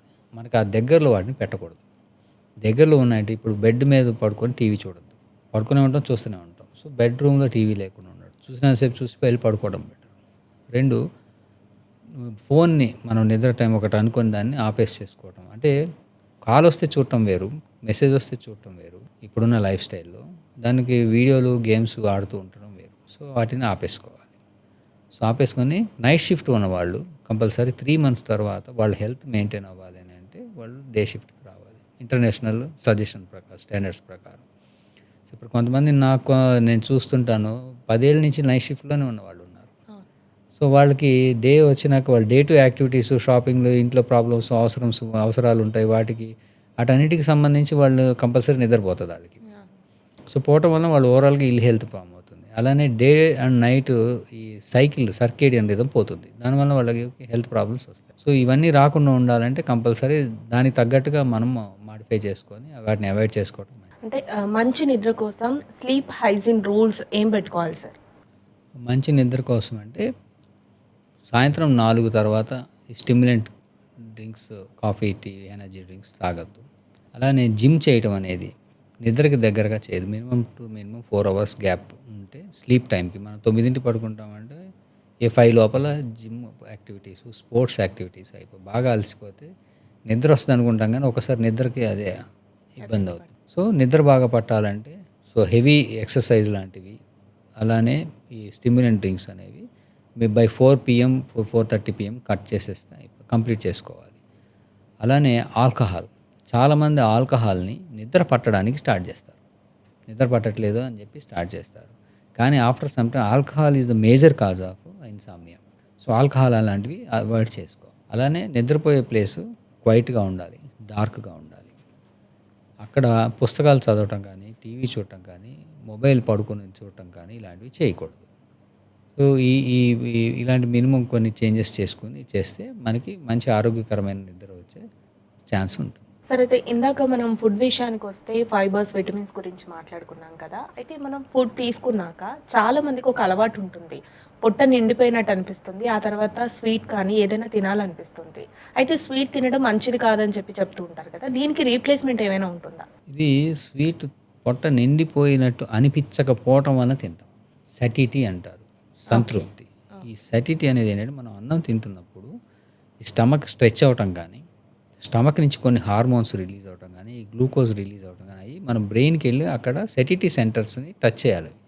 అప్పుడు మనకి ఇంక నువ్వు తిన్న చాలరా అని చెప్పి. సో ఆ సాటిటీ రాకపోవటం వలన వాళ్ళకి ఇంకా ఏదైనా తినాలి, సెటిటీ కోసం తింటారు స్వీట్ కొంచెం. అదే ముందు తింటే తక్కువ తింటారు. సో హై షుగర్, కొంతమంది స్వీట్తో స్టార్ట్ చేస్తారు. సో ఏదైనా తక్కువ తినడం కోసం. సో సెటిటీ తొందరగా వచ్చేస్తుంది. అయితే ఇలాంటివి అవాయిడ్ చేయడానికి ఏం చేయాలి అని అంటే, ఒకటి బాగా ఆకలేసేదాకా ఆగొద్దు. బాగా ఆకలేస్తే ఎంతసేపు తిన్నా ఇంకా తినాలనిపిస్తే సాటిస్ఫై రాదు, ఆకలి తీరదు. దాన్ని బాగా ఆకలేసేదాకా ఆగకుండా కొంచెం అనిపించగానే తినటం స్టార్ట్ చేయాలి. సో తినే స్పీడ్ని బట్టి కూడా ఉంటుంది. మనం బాగా స్పీడ్గా తిన్నామంటే సటిటీ లేట్గా వస్తుంది. సో అది మనకి తింటూనే ఉంటాం కానీ అది రియాక్ట్ అవ్వదు, పొట్ట నిండిపోతుంది బాగా. దానివల్ల ఏమవుతుంది అంటే ఆ సెటిటీ రిఫ్లెక్స్ ఇచ్చే టైంలోనే మనం పొట్టని ఇంకా ఎక్కువ లోడ్ చేసేస్తాం. ఆ లోడ్ చేసడం అవి ఎక్స్ట్రా కెలోరీస్ వెళ్ళి ఒబేసిటీ. అట్లా కాకుండా స్లోగా తింటే ఒబేసిటీ తక్కువ వస్తుంది, ప్లస్ సెటిటీ తొందరగా రాగానే ఆపేస్తాము. సో ఇవి చేయొచ్చు. అలానే ఏ ప్రాబ్లము లేని వాళ్ళు, ఫర్ ఎగ్జాంపుల్ ఒబేసిటీ కానీ, డయాబెటీస్ కానీ ఇలాంటివి లేని వాళ్ళు సో కొంచెం తక్కువ తిని సెటిటీ కోసం లాస్ట్లో ఒక స్వీట్ తిని వాళ్ళకి వచ్చే నష్టం ఏమి ఉండదు. అని మరీ హెవీగా తింటాం కాక వాళ్ళు చిన్న 1 spoon 2 spoon తింటారు. దీనివల్ల ఏంటంటే సెటిటీ వస్తుంది, తిన్న ఫుడ్తో తక్కువే తింటారు కాబట్టి సరిపోతుంది. అట్లా బ్యాలెన్స్. ఎస్పెషల్లీ ఈ అలవాటు నార్త్ ఇండియాలో. సో నార్త్ ఇండియాలో మనకు కూడా కొంతమంది పెద్దవాళ్ళు తింటారు. కొంతమంది పెద్దవాళ్ళు స్వీటే కాకుండా కొన్ని నట్స్ తింటారు వాళ్ళు. చాలామంది నట్స్తో పాటుగా, నట్స్ కాకపోతే ఫ్రూట్స్ తింటారు. So always fruits is much better option. Nuts కానీ ఫ్రూట్స్ కానీ డైట్ తిన్నాక కొన్ని. సో అవి సెటిటీ ఇస్తాయి, ప్లస్ మనకు కావాల్సిన న్యూట్రియంట్ వాల్యూస్. షుగర్ వలన వచ్చే లాభం ఏం లేదు కాబట్టి ఇవి ఇలా అడాప్ట్ చేసుకోం. ఫ్రూట్ షుగర్ వెళ్తుంది, ఫైబర్ వెళ్తుంది, కొంచెం విటమిన్స్ వెళ్తాయి, మినరల్స్ వెళ్తాయి. So they can adapt for a fruit bowl lunch తర్వాత. చాలామంది అట్లా కూడా చేస్తారు. సో ఇలాంటి అడాప్టేషన్స్ చేసుకో. అయితే కొన్ని కూరగాయల విషయానికి వస్తే సార్, ఎగ్జాంపుల్ ఒక బీరకాయ మనం తీసుకుంటే ఆ పీచు ఏదైతే ఉంటుందో, దానిపైన పొట్టు ఏదైతే ఉంటుందో అందులో ఫైబర్ ఉంటుంది అంటారు. బట్ మనం కూర వండినప్పుడు ఆ పొట్టుని అది ఏదైతే ఉందో తీసి పడేస్తూ ఉంటాం కదా. సో మనకి ఫైబర్ ఎక్కడి నుంచి వస్తుంది మరి? అంటే ఫైబర్ అనేది ఈవెన్ లోపల పార్ట్లో కూడా ఉంటుంది, సీడ్స్లో ఉంటుంది, సీడ్ కోటింగ్లో ఉంటుంది, ముదిరితే ఉంటుంది. అయితే చాలామంది ఈ తొక్కు తీయడానికి కారణం ఏంటంటే, ఒకటి టేస్ట్ ప్రాబ్లం, ప్యాలటబిలిటీ ఉండదు, కుకింగ్ ప్రాబ్లం ఉంటుంది. రెండు, చాలామంది కొంత సైంటిఫికల్ కరెక్ట్ ఏంటంటే ఈ పెస్టిసైడ్స్ కొడతారు, అవి తొక్కు మీద ఎక్కువ ఉంటాయి, కడిగిన కొన్నిసార్లు పోవు ఫ్రూట్స్ మీద వాటి మీద. సో అందుకని వాటిని తొక్కు తీసేస్తారు. సో అయితే బీరకాయ లాంటి దానికి ఈవెన్ తొక్కు తీసినా దాన్ని పచ్చడి చేసుకుంటారు. సో ఏంటంటే ఈ టాక్సిన్స్ మనం ఏంటంటే కొంత హాట్ వాటరు, కొన్ని బైకార్బోనేట్ సొల్యూషన్లు కడిగితే ఈ టాక్సిన్స్ అనేవి రిలీజ్ అయిపోతాయి వాటర్లోకి. సో ఇది తొక్కుతో తింటా కూడా ఆరోగ్యమే, తీసినా కూడా ఫైబర్ పూర్తిగా అయితే ఏం పోదు వెజిటబుల్స్కి. అయితే కొన్ని వాటికే మనం తీయగలం. ఇప్పుడు వంకాయకి తీయం, సో టమాటాకి తీయం చాలా వరకు. అలానే కొంతమంది దోసకాయకి తీయరు, తీసిన దాని లోపల ఉన్న మెటీరియల్కి ఎంతో కొంత ఫైబర్ ఉంటుంది, సీడ్ ఉంటుంది అది. So it depends on the individual taste and palatability. కానీ తీసినంత మాత్రం కొంతమందికి యాక్చువల్గా ఏంటంటే ఫైబర్తో పాటు కొన్ని న్యూట్రియంట్స్, విటమిన్స్ తొక్కులో ఎక్కువ ఉంటాయి, అవి మనం కొంత లూజ్ అవుతాం. సో కొన్నిటికే మనం తీస్తాం, అన్నిటికీ తీయం కాబట్టి అది బ్యాలెన్స్ అయిపోతుంది. ఇక ఇప్పుడు మనం చూస్తే సార్, ఇక్కడ పొల్యూషన్ లేదు, అక్కడ ఉంది అనడానికి లేదు. సో ఎక్కడ చూసినా కూడా పొల్యూషన్ అయితే చాలా విపరీతంగా ఉందని చెప్పుకోవచ్చు. అయితే పొల్యూషన్లో తిరగకుండా ఉండడానికి ఛాన్స్ కూడా లేదు. సో ఖచ్చితంగా మన నిత్యావసరాలు ఉంటాయి కాబట్టి ఎలాంటి ప్రికాషన్స్ తీసుకుంటే మనం వాటి నుంచి, పొల్యూషన్ నుంచి వచ్చే సమస్యలకి దూరంగా ఉంటాం? సో పొల్యూషన్ నుంచి దూరంగా ఉండాలి అని అంటే న్యాచురల్గా ఉండాలి. అన్యాచురల్ థింగ్స్ ఏవైనా ఎక్కువ చేస్తాయి. అలానే అర్బనైజేషన్ అనేది పొల్యూషన్కి ఎక్కువ చేస్తుంది. ఇండస్ట్రియలైజేషన్ అనేది దగ్గరగా ఉంటే మనకి పొల్యూషన్ ఎక్కువ చేస్తుంది. అయితే ఈ పొల్యూషన్ అనేది మనము యాక్చువల్గా చూస్తే ఫుడ్ అండ్ వాటర్ పొల్యూషన్ ఎక్కువ. సో ఆల్రెడీ దాని గురించి మాట్లాడాం. దాన్ని ప్రివెంట్ చేసుకోవడానికి ట్రై చేయాలి. మనం అంతా ఎఫర్ట్ కలెక్టివ్ ఎఫర్ట్స్ చేస్తేనే సాయిల్ నుంచి అయిపోతేనే మనకి ఫుడ్ ద్వారా రాదు. రెండోది మనకి గాలి. ఇప్పుడు అందరూ ఈ గాలి పీలుస్తాం ఎక్కడున్నా. ఈ గాలి అనేది ఇండోర్, అవుట్డోర్ పొల్యూషన్ రెండు రకాలు ఉంటుంది. మనం బయటికి వెళ్తే మనం పీల్చే గాలి అవుట్డోర్. ఈ అవుట్డోర్ పొల్యూషన్ అనేది ఎక్కువగా ఉంటుంది.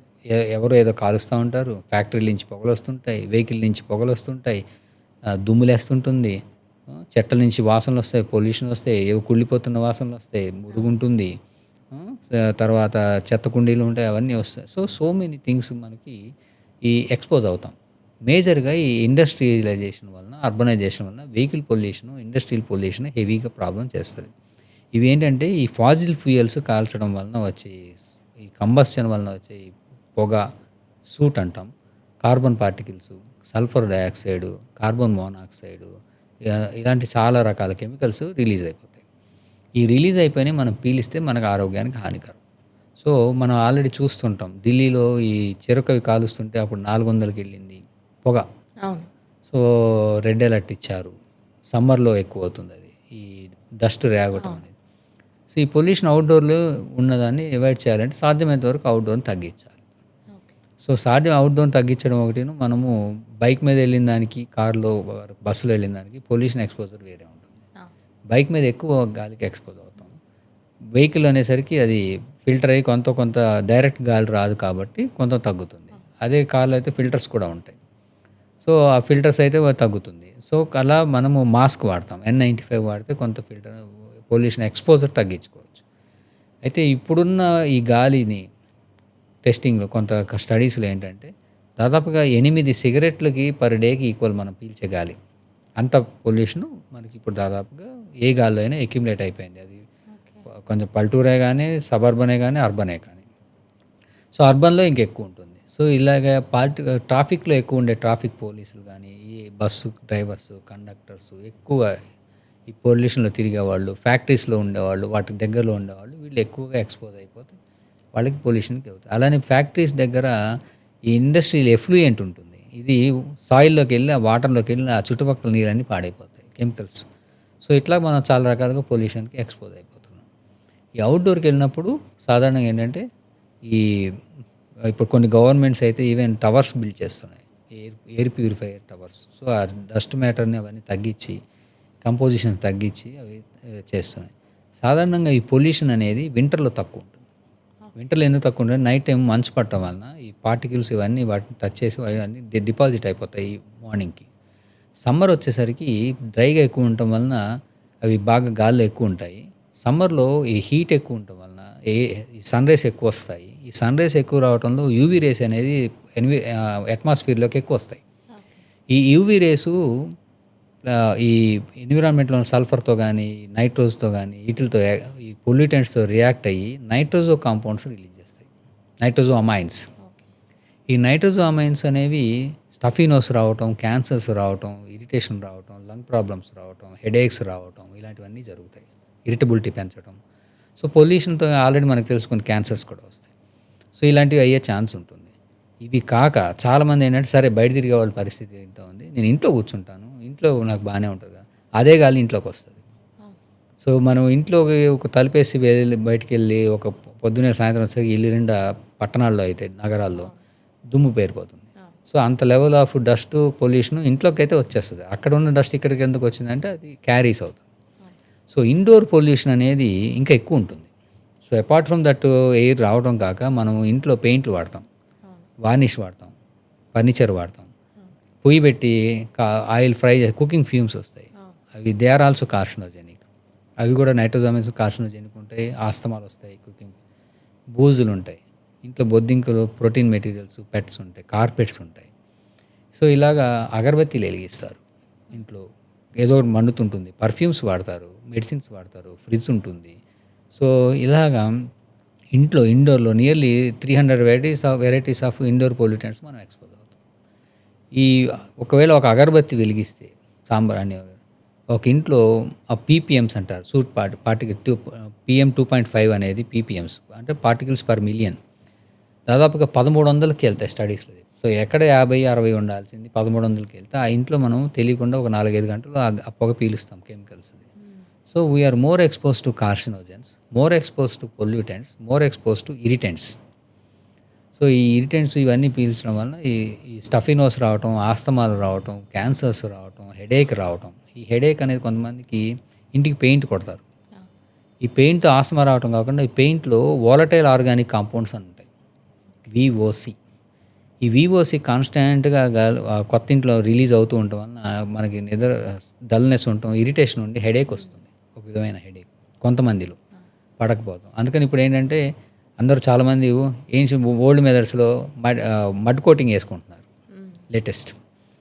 కొంతమంది ఏంటంటే నో VOC పెయింట్స్ అని వస్తున్నాయి, కొంచెం కాస్ట్ ఎక్కువ ఉంటాయి, దానివల్ల VOC రాదు, పొల్యూషన్ తక్కువ ఉంటుంది. సో ఇట్లాగా మనం డే టు డేలో తెలియకుండా ఈ అర్బనైజేషన్ వలన, సాంకేతిక వలన, మోర్ సోఫిస్టికేటెడ్ లివింగ్ స్టైల్ వలన మనము పొల్యూషన్ అయితే పెరిగిపోయింది.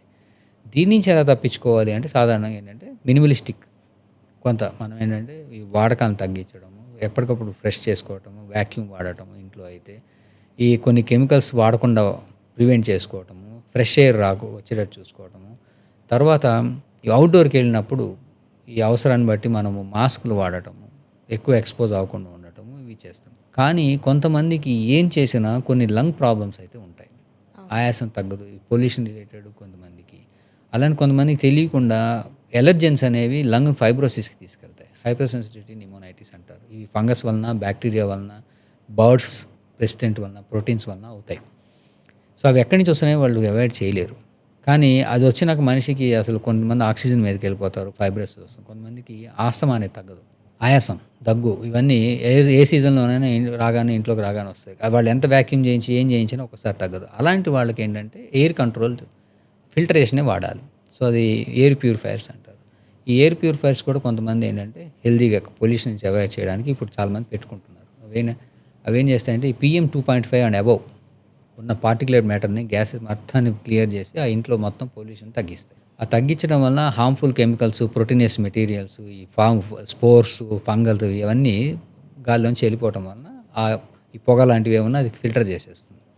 సో అది ఫిల్టర్ చేయడం వలన అక్కడ ఉన్న వాళ్ళకి ఆ స్టిమ్యులేషన్ రాకపోవడం వలన లంగ్ హెల్తీగా ఉంటుంది. అలానే మనకి కొన్ని ఇరిటెంట్ ఫ్యాక్టర్స్ లేకపోవడం వల్ల వాళ్ళకి హెల్త్ ప్రాబ్లమ్స్ రాకుండా. So too much health problems ఉన్న వాళ్ళు కొంతమందికి ఇలాంటివి సజెస్ట్ చేయాల్సి ఉంటుంది. అయితే ఆ రూమ్ కెపాసిటీ వాళ్ళు ఉండే మేజర్ ఏరియాలో దాని కెపాసిటీని బట్టి ఫిల్టరేషన్ ఆ ఉన్న ఎయిర్ అంతా గంటకి మినిమం 6 times సైకిల్ అయ్యేటట్టుగా పెట్టుకోవాలి. చిన్నది పెడితే దాని ఎఫెక్ట్ ఏమో. సో 6 to 12 times మినిమం అది ఎయిర్ సైకిల్స్ చేసి ఫిల్టర్ అయిపోయే అంత కెపాసిటీలో పెట్టుకుంటే వాళ్ళకి హెల్త్ ప్రాబ్లమ్స్ ఉన్న వాళ్ళు ఎవరైనా ఉంటే అవాయిడ్ చేయొచ్చు. సో ఓవరాల్గా అయితే మనం ఎంతో కొంత పొల్యూషన్కి అయితే తప్పదు. అర్బన్ ఏరియాలో ఉన్న లంగ్స్ నల్లగా అయిపోతాయి. సో అర్బన్లో బాగా రూరల్ ఎక్కడ ఉన్న వాళ్ళకి లంగ్తో పోలిస్తే స్మోకర్స్ లంగ్ లాగా మనకి నల్లగా అయిపోతాయి కొన్ని సంవత్సరాలు సిటీలో ఉంటే, లోపలంతా బ్లాక్ అయిపోతుంది. సో అదే పల్లెటూరు ఎక్కడో ఉన్న నేటివ్లో అయితే వాళ్ళు పింక్గా రెడ్గా ఉంటుంది. సో ఏంటంటే మనకు తెలియకుండా కంపల్సరీ మనమైతే మన లైఫ్ స్టైల్లో ఆ కెమికల్స్ అన్ని మన లంగ్లో డిపాజిట్ చేసుకుంటాం. సో దాన్ని బట్టి సాధ్యమైనంత వరకు ట్రై చేసి అర్బనైజేషన్లో ఇవన్నీ ఎట్లా అవాయిడ్ చేయాలనేది తెలుసుకొని ట్రై చేసుకుంటూ వెళ్ళటమే. సో ఇక అలర్జీస్ వైరస్ విషయానికి వస్తే సార్, సీజన్ మారుతుందంటే మనం ఈ అలర్జీస్ కానీ వైరస్ కానీ ఎక్కువగా చూస్తూ ఉంటాం కదా. అసలు వీటి లక్షణాలను మనం ఎలా గుర్తించాలి? అలర్జీలు అనేవి ఎందుకు వస్తూ ఉంటాయి? ఎలర్జీస్ రావటం అనేది మనకి సీజన్లో ఎన్విరాన్మెంట్ అనేది మారుతుంది, వాతావరణం మారుతుంది. ఈ వాతావరణం మారటం అనేది ఎక్కువగా వింటర్ సీజన్లో చల్లగా అయిపోతుంది, తేమగా ఉంటుంది, మంచు పడుతుంటుంది. సో ఇవన్నీ కొంతమందికి పడవు. అలానే కొన్ని సీజన్లో మొక్కలు ఎక్కువ ఫ్లవరింగ్ వచ్చి పుప్పటి రేణువులు వస్తాయి, అవి ఇంట్లో కూడా వస్తాయి. సో అవి కొంతమందికి పడవు. అలానే ఈ సీజన్లో వాళ్ళకి కొంతమందికి డెఫినెటివ్గా కొంతమందికి గోడల్లో తేమ ఉండటం వలన ఫంగస్ పెరిగి ఫంగస్ పోర్స్ వస్తాయి. సో ఈ డిఫరెంట్ సీజన్ మారినప్పుడల్లా గాలి మారుతుంది, గాలిలో కంపోజిషన్ మారుతుంది. మనకి పెద్దవాళ్ళు అంటారు గాలి పడలేదురా, నీరు పడిందిరా, నీరు పడలేదు, నీరు మారింది. ఇవన్నీ ఏంటంటే సైంటిఫిక్గా కొంతమంది ఏమంటారంటే నీరు ఏదైనా అదే కాదు. ప్రతి ఏరియాలో వాటి యొక్క మైక్రో కంపోజిషన్ మారుతుంది. ఆ ఏరియాలో దొరికే వాటర్లో ఉండేటువంటి మినరల్స్, ఈ protein materials, other soluble materials ఇవన్నీ మారిపోతాయి. గాల్లో కూడా మారుతాయి. ఈ గాల్లో మారటము అనేది ఒక సీజన్కే కాదు, ఊరికి మారుతుంది, వీధికి మారుతుంది, ఇంటింటికి మారుతుంది, ఇంట్లో కూడా గదికి మారుతుంది. సో మన కిచెన్లో ఉన్న గాలి ఏదైనా ఉంటే అది మనకి బెడ్రూమ్లో వేరే విధంగా ఉంటుంది. కిచెన్లో అంత పొగలు, పొల్యూషన్ ఇట్లా ఉంటుంది. పూజ గదిలో సాంబ్రాణి, పొగ, దీపం, వాసనలు ఉంటాయి. సో ప్రతి చోట ఒక ఏరియా నుంచి ఇంకో ఏరియాకి వెళ్ళినప్పుడు మనము ఈ కెమికల్స్ ఎక్స్పోజర్ అనేది గాల్లో మారిపోతుంది. ఈ గాల్లో కొంతమంది ఫ్యాక్టరీలో పనిచేస్తారు. అక్కడ హెవీ ప్రోటీన్ మాలిక్యూల్స్, థయోసైనైడ్స్, ఐసోసైనైడ్స్ ఇలాంటి వాటితో సాల్వెంట్స్తో డీల్ చేస్తుంటారు. వాళ్ళు అవి ఎక్కువ పీల్చడం వలన అవి వాళ్ళకి పడవు. సో అవి ఎవరికి పడవు అంటే జెనెటికల్గా కొంతమందికి రియాక్షన్ ఇచ్చే సిస్టమ్ ఉంటుంది. సో ఈ రియాక్షన్ ఇచ్చే సిస్టమ్ అనేది ఇమ్యూనిటీలో డిపెండ్ అవుతుంది. ఈ ఇమ్యూనిటీ ఎవరికైతే స్విచ్ ఆన్ అవుతుందో ఒక విధంగా వాళ్ళలో పడదు. సో వాళ్ళకి ఇది ఎక్స్పోజ్ అవ్వగానే దగ్గు, తుమ్ములు, ఆయాసం, ఎలర్జీస్ వస్తాయి. సో ఈ ఎలర్జీ అనేది మీరు ఏంటంటే ఇది బ్లడ్లో ఉన్న ప్రాబ్లం. బ్లడ్లో ఎలర్జీ కణాలు ఎప్పుడైతే స్టిమ్యులేట్ అవుతాయో ఈ ఎలర్జీ అనేది బాడీలో ఎక్కడైనా చూపించవచ్చు. ఎస్పెషల్లీ స్కిన్ మీద ఉంటుంది, కళ్ళలో ఉంటుంది, కంజంక్టివైటిస్. స్కిన్ అయితే డెర్మటైటిస్, దద్దుర్లు వస్తాయి. లంగ్ అయితే దగ్గు, తుమ్ములు, ఆయాసం వస్తాయి ముక్కుకి, గొంతుకి. అలానే ఈ ఎలర్జీ అనేది గట్టు కూడా ఉంటుంది, ఫుడ్ ఎలర్జీ, డయేరియా, వామిటింగ్స్ అవుతాయి. సో ఎవరికైతే ఇమ్యూనిటీ స్విచ్ ఆన్ అయ్యి పడట్లేదో వాళ్ళకి అది ఎప్పుడైతే ఎక్స్పోజ్ అవుతాయో వాళ్ళకి ఎలర్జీ వచ్చేస్తుంది, వాళ్ళకి లక్షణాలు వస్తాయి. అయితే మీరు వైరస్ అన్నారు. ఈ వైరస్ అనేది కూడా ఎప్పుడంటే సీజన్లో వస్తుంది. ఎప్పుడైతే వానలు పడి వైరస్ ఎక్కువ ప్రబలే ఛాన్స్ అంటే సర్వైవల్ ఫ్యాక్టర్ పెరుగుతుందో అప్పుడు అవి స్ప్రెడ్ అయ్యి అప్పుడు ఇదే రకాలుగా వస్తాయి. అయితే ఆ వైరస్ జబ్బులు వచ్చిన వాళ్ళకి జలుబు, తలనొప్పి, హెడేక్, ఒళ్ళు నొప్పులు, గొంతు నొప్పి, దగ్గు ఇలాంటివి వస్తాయి. సో ఆస్తమా వచ్చిన వాళ్ళు కూడా అటాక్ అట్లానే వస్తుంది. సాధారణంగా ఏంటంటే ఈ వైరస్ లాగా వచ్చి ఆస్తమా కంటిన్యూ అయిపోతుంది. ఆస్తమా ఉన్న వాళ్ళలో ఈ వైరస్ అనేది ఇంట్లో ఒకరికి వస్తే పక్కడికి కూడా వస్తుంది. అయితే ఆస్తమా కూడా ఇంట్లో పేరెంట్స్కి ఉంటే పిల్లలకు కూడా ఉంటుంది జెనెటికల్గా. సో వాళ్ళకి వస్తే వీళ్ళకి వస్తుంది. సో సాధారణంగా చాలా వరకు ఈ డిఫరెన్షియేషన్ చేయడం అనేది ఒక్కోసారి సాధ్యపడదు, రెండు ఒకలానే వస్తాయి. కానీ వైరస్ జబ్బు ఏదైనా నార్మల్ ఇమ్యూనిటీ ఉన్న వాళ్ళకి వారం రోజుల్లో రికవర్ అయిపోతారు. కానీ ఆస్తమాలు ఇలాంటి ఎలర్జీలు ఉన్నవాడు మాత్రం దగ్గు కంటిన్యూ అవుతుంది. ఆర్ వైరస్ వలన డ్యామేజ్ అయితే వాళ్ళు కొన్ని రోజులు ఎక్కువ దగ్గుతారు. కానీ ఆస్తమా ఉన్న వాళ్ళైతే రిపీటెడ్గా అదే సీజన్లో 4-5 సార్లు వస్తుంది, ఆర్ ఎవ్రీ ఇయర్ వస్తూ ఉంటుంది. సో దాన్ని బట్టి మనం డిసైడ్ చేసుకొని వాళ్ళు కనుక్కొని ఈ ఎలర్జీనా వైరల్ ఇన్ఫెక్షనా, సో ఎలర్జీ ఉంటే దేనికి ఉంది దాన్ని అవాయిడ్ చేసుకుంటూ మందులు అయితే వాడుకోవాల్సి వస్తే వాడుకోవాల్సి ఉంటుంది. అయితే వాతావరణ మార్పులు ఎలర్జీకి ఎంతవరకు కారణమవుతాయి సార్? సో వాతావరణ మార్పులు అనేది చాలా వరకు సీజనల్ ఎలర్జీస్ అనేది రిలేటెడ్ ఉంటుంది. కొన్ని ఏమో నాన్ సీజనల్ ఎలర్జీస్ ఉంటాయి. నాన్ సీజనల్ ఎలర్జీస్ అంటే పొల్యూషన్, ఇండోర్ పొల్యూషన్, కొన్ని కెమికల్ ఎక్స్పోజరు, వాటికి ఎలర్జీస్ ఉంటాయి. సీజనల్ అంటే కొంతమందికి ఆ సీజన్లో పర్టికులర్గా ఆ సీజన్లోనే పుప్పొడి రేణువులు వచ్చాయి, ఫ్లవరింగ్ వస్తుంది, ఆ సీజన్లో వస్తుంది. సో ఈ సీజనల్ చేంజెస్ వలన వాతావరణంలో వచ్చే మార్పులు, తేమ వలన మార్పు వస్తుంది, టెంపరేచర్ వలన మార్పు వస్తుంది, ఈ ప్లాంట్ ప్రోడక్ట్స్ వలన మార్పు వస్తుంది, వాసన కంపోజిషన్ అనేది ఎయిర్లో మార్పు రావటం వలన వాళ్ళకి ఈ seasonal changes, seasonal asthma, seasonal allergies వస్తాయి. సో ఆ సీజన్ని బట్టి వస్తున్నప్పుడు దేనివల్ల వస్తుందో పర్టికులర్గా కొంత పర్సంటేజ్ ఆఫ్ పీపుల్కే వస్తాయి. వాళ్ళు ఒకసారి వస్తే ఏదో అనుకోవచ్చు, కానీ రిపీటెడ్గా వస్తుంటే వాళ్ళు ప్రతి సీజన్ రాగానే ఆ సీజన్ ముందే వాళ్ళు జాగ్రత్తలు తీసుకోవాలి. కొంతమందికి వెరీ సీరియస్గా ఎక్కువగా వస్తాయి, వాళ్ళు ఏంటంటే ముందు నుంచి ప్రొఫైలాక్టిక్ మందులు కూడా స్టార్ట్ చేసుకోవచ్చు. అయితే ఈ సీజన్లో వాళ్ళకి ఎలా వస్తుంది, కొంతమందికి రక్తంలో కూడా చేంజెస్ కనబడతాయి, ఇస్నోఫిల్స్ పెరగటం, సీరం ఐజీ పెరగటం, ఇలాంటివి జరుగుతాయి. అవి మనం చూసుకొని వాటిని మనము మార్చుకొని వాటిని బట్టి అవసరాన్ని బట్టి మందులు అయితే చేసుకోవాలి. అంటే లైఫ్ స్టైల్ మార్చుకోవాలి, ఎక్స్పోజర్ ఎట్లా తగ్గించుకోవాలి మనల్ని మనం. కొంతమంది ఊడిస్తే వచ్చేస్తుంది దుమ్ము లేచి, సో ఊడవకుండా వ్యాక్యూమ్ చేసుకో. కొంతమంది బూజులు దులిపితే వచ్చేస్తుంది, వాళ్ళు దులపకుండా వ్యాక్యూమ్ చేయడం లేదా వేరే వాళ్ళతో చేయించుకోవటం. కొంతమంది మాపు చేసుకోవటం, ఇలాంటివి చేసుకోవాలి. కొంతమంది వంట చేస్తే వస్తుంది, సో వంట చేసేటప్పుడు ఎగ్జాస్ట్ వాడటం, మూతలు పెట్టడం, ఎక్స్పోజ్ అవ్వకుండా ఉండటం. సో ఇలాంటి కొంతమంది బయటకు అవుట్డోర్ వెళ్తే వస్తుంది, సో మాస్క్ వేసుకోవటం, సాధ్యమైనంత అంతా కప్పుకోవటం, స్కిన్ ఎలర్జీస్ రాకుండా, మాస్క్ వేసుకుంటే నోస్ ఎలర్జీ రాకుండా. సో ఇలాంటి ప్రికాషన్స్ తీసుకుంటూ అయినా కానీ వస్తే సీజన్ బట్టి మందులు వాడుకోవాలి. ఓకే, అంటే ఈ ఎలర్జీలు ఏవైతే ఉన్నాయో సార్, వాటిని మనం కంప్లీట్గా పర్మనెంట్గా ఆపడానికి ఛాన్స్ ఉంటుందా, కంట్రోల్ మాత్రమే చేయగలుగుతామా? పర్మనెంట్గా ఆపడానికి అంటే ఇప్పటివరకు అయితే సైంటిఫిక్గా మెథడ్స్ అంటూ ఏం రాలేదు. కొన్ని ఎలర్జీస్కి ఇమ్యూనోథెరపీ అని వచ్చాయి. సో ఇమ్యూనోథెరపీ అంటే దేని నుంచి ఇమ్యూనిటీ వస్తుందో దాన్ని స్లోగా బాడీకి ఇచ్చి మనం డీసెన్సిటైజ్ చేస్తాం. సో కొన్ని ఎలర్జీస్కి, స్కిన్కి కానీ ముక్కుకు కానీ కొన్ని ఎలర్జీస్ ఉంటాయి, వాటికి కొంత పని చేసే ఛాన్స్ ఉంటుంది, ప్రొవైడెడ్ ఆ ఎలర్జీ ఏంటో మనకి తెలిస్తే. సో సాధారణంగా ఏం చేస్తారంటే ఇప్పుడు కొన్ని టెస్టింగ్లో ఫారిన్ నుంచి తెచ్చిన ఎలర్జీని టెస్టింగ్ చేస్తారు. అక్కడ ఉన్న వాతావరణం ఎలర్జీస్ ఇక్కడ మనకు ఉండకపోవచ్చు, సో దానివల్ల మనకు ప్రయోజనం ఉండదు. సో ఎక్కడైతే ఎలర్జీ వచ్చిందో అక్కడ ప్రొడ్యూస్ చేసినటువంటి ఎన్విరాన్మెంట్లో చేసినటువంటి వాటిని తీసి టెస్ట్ చేసి ఇమ్యూనోథెరపీ చేస్తే కొంతమందికి తగ్గే ఛాన్స్ ఉంది. కానీ అది కూడా పర్మనెంట్ సొల్యూషన్ కాదు, long relief, 5 years 7 years relief వస్తుంది విత్ ఆల్ ద ఎఫర్ట్స్. అయితే ఇది ఒకసారి ఎలర్జీకి అయినాక సాధారణంగా తగ్గే ఛాన్స్ తక్కువ, అది మళ్ళీ రిపీటెడ్గా వస్తుంది. It is because genetical change, environment. మనం వాతావరణాన్ని మార్చలేము, జీన్స్ని మార్చలేము కాబట్టి. అయితే కొన్ని చేంజెస్ చేసుకుంటే, అంటే ఇన్ఫ్లమేషన్ అనేది బాడీలో ఎందుకు ప్రొడ్యూస్ అవుతుంది అనేది చూసుకొని, ఇప్పుడు కొంతమంది, ఇప్పుడు నేను ఇందాక చెప్పాను, కొంతమంది ఈ ఒమేగా-6 బాడీలోకి ఎక్కువ వెళ్ళిపోతే ఎలర్జిక్ అటాక్స్ ఎక్కువ ఉంటాయి. సో వాళ్ళు ఒమేగా-3తో కౌంటర్ చేసుకుంటే కొంత తగ్గుతుంది ఇన్ఫ్లమేషన్.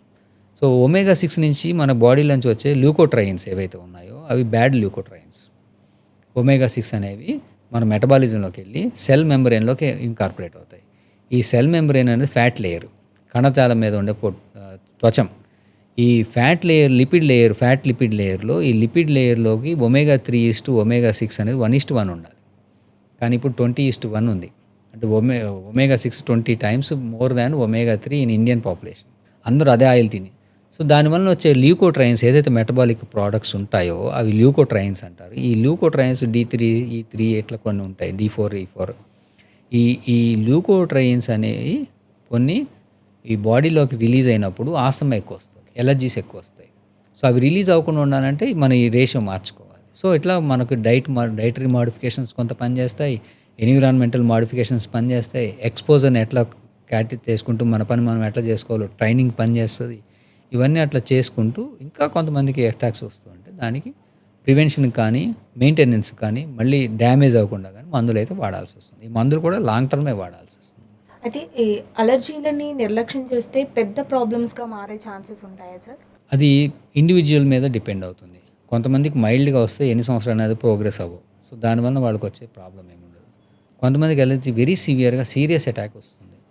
సో కొంతమందికి ఏంటంటే కొన్ని ఏంటంటే అనఫైలాక్టిక్ షాక్ అంటారు. అది కూడా ఒక రకమైనటువంటి ఇమ్యూన్ రియాక్షన్. అంటే వాళ్ళు సీ ఫుడ్ తింటున్నప్పుడు సడన్గా టచ్ అవ్వగానే వాళ్ళకి ఆయాసం వచ్చి గొంతు పట్టేస్తుంది. వాళ్ళు 15-20 మినిట్స్లో హాస్పిటల్లోకి వెళ్ళకపోతే ప్రాణం పోయే ఛాన్స్. అలానే వెరీ ఫ్యాటల్ ఆస్తమాస్ అంటారు. ఫ్యాటల్ ఆస్తమాస్ అంటే ఊపిరి సడన్గా ఎక్కువ ఆగిపోయి ఊపిరి అందక ఊపిరి అంతున్న శబ్దం కూడా ఆగిపోయి సైలెంట్ చెస్ట్ అయిపోయి వాళ్ళు అన్కాన్షియస్ అయిపోతారు, పడిపోతారు. వాళ్ళు ఒకసారి వెంటిలేటర్ కూడా ఎక్కుతారు. సో ఇట్లాగా ప్రోగ్రెస్ అయ్యే ఛాన్స్ కొంతమందికి ఉంటుంది. సో ఇనిషియల్గా ఏంటంటే చిన్న చిన్న ఎలర్జీస్గా వస్తాయి. ఇయర్ బై ఇయర్ వాళ్ళు పెరిగే కొద్దీ మారే కొద్దీ కొంతమంది ఏరియాలు మారుతారు. సో పొయ్యి మీద నుంచి పెనం మీద నుంచి పొయ్యిలో పడ్డట్టుగా వాళ్ళు కొంతమంది లో ఎలర్జీ ఏరియా నుంచి హై ఎలర్జీ ఏరియాకి వెళ్తారు లైఫ్ స్టైల్ దృష్ట్యా, ఉద్యోగ దృష్ట్యా. అక్కడ వాళ్ళకి ఎక్కువ అయిపోవచ్చు. కొంతమంది అక్కడ ఉన్న వాళ్ళు ఇక్కడ వస్తే అసలు వాళ్ళకి రాకపోవచ్చు. సో ఇట్లా depends on the environmental factors, individual genetical factors and వాళ్ళకి ఎంత సీరియస్ అవుతుంది ప్రీవియస్గా అనే దాన్ని బట్టి ఉంటుంది. సో సీరియస్ అటాక్ ఒకసారి వచ్చింది అని అంటే వాళ్ళు జాగ్రత్త పడాలి.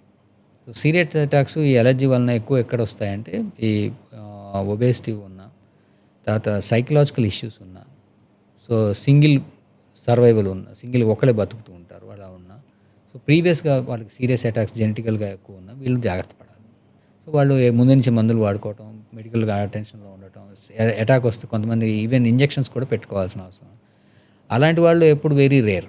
నేను చూసి మ్యాక్సిమం లైఫ్లో ఒకరిద్దరం మేము చూస్తాం. కొంతమంది అది కూడా చూసుంటారు. సో మామూలుగా మిగతా వాళ్ళందరూ వెరీ లైట్ నుంచి మధ్యలోనే ఉంటారు. వాళ్ళ మేనేజబిలిటీ ఉంటుంది.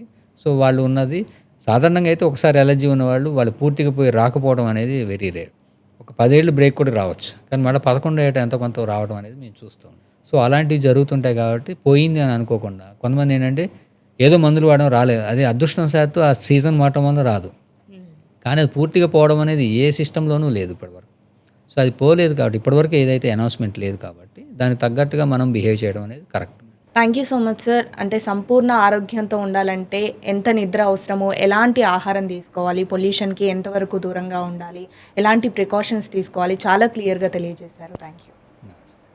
సో మరి చూసారు కదా, ఇది ఇవాల్టి హెల్త్ టాక్ షో. మరొక ఎపిసోడ్తో మళ్ళీ కలుద్దాం. అంతవరకు సెలవు, నమస్తే.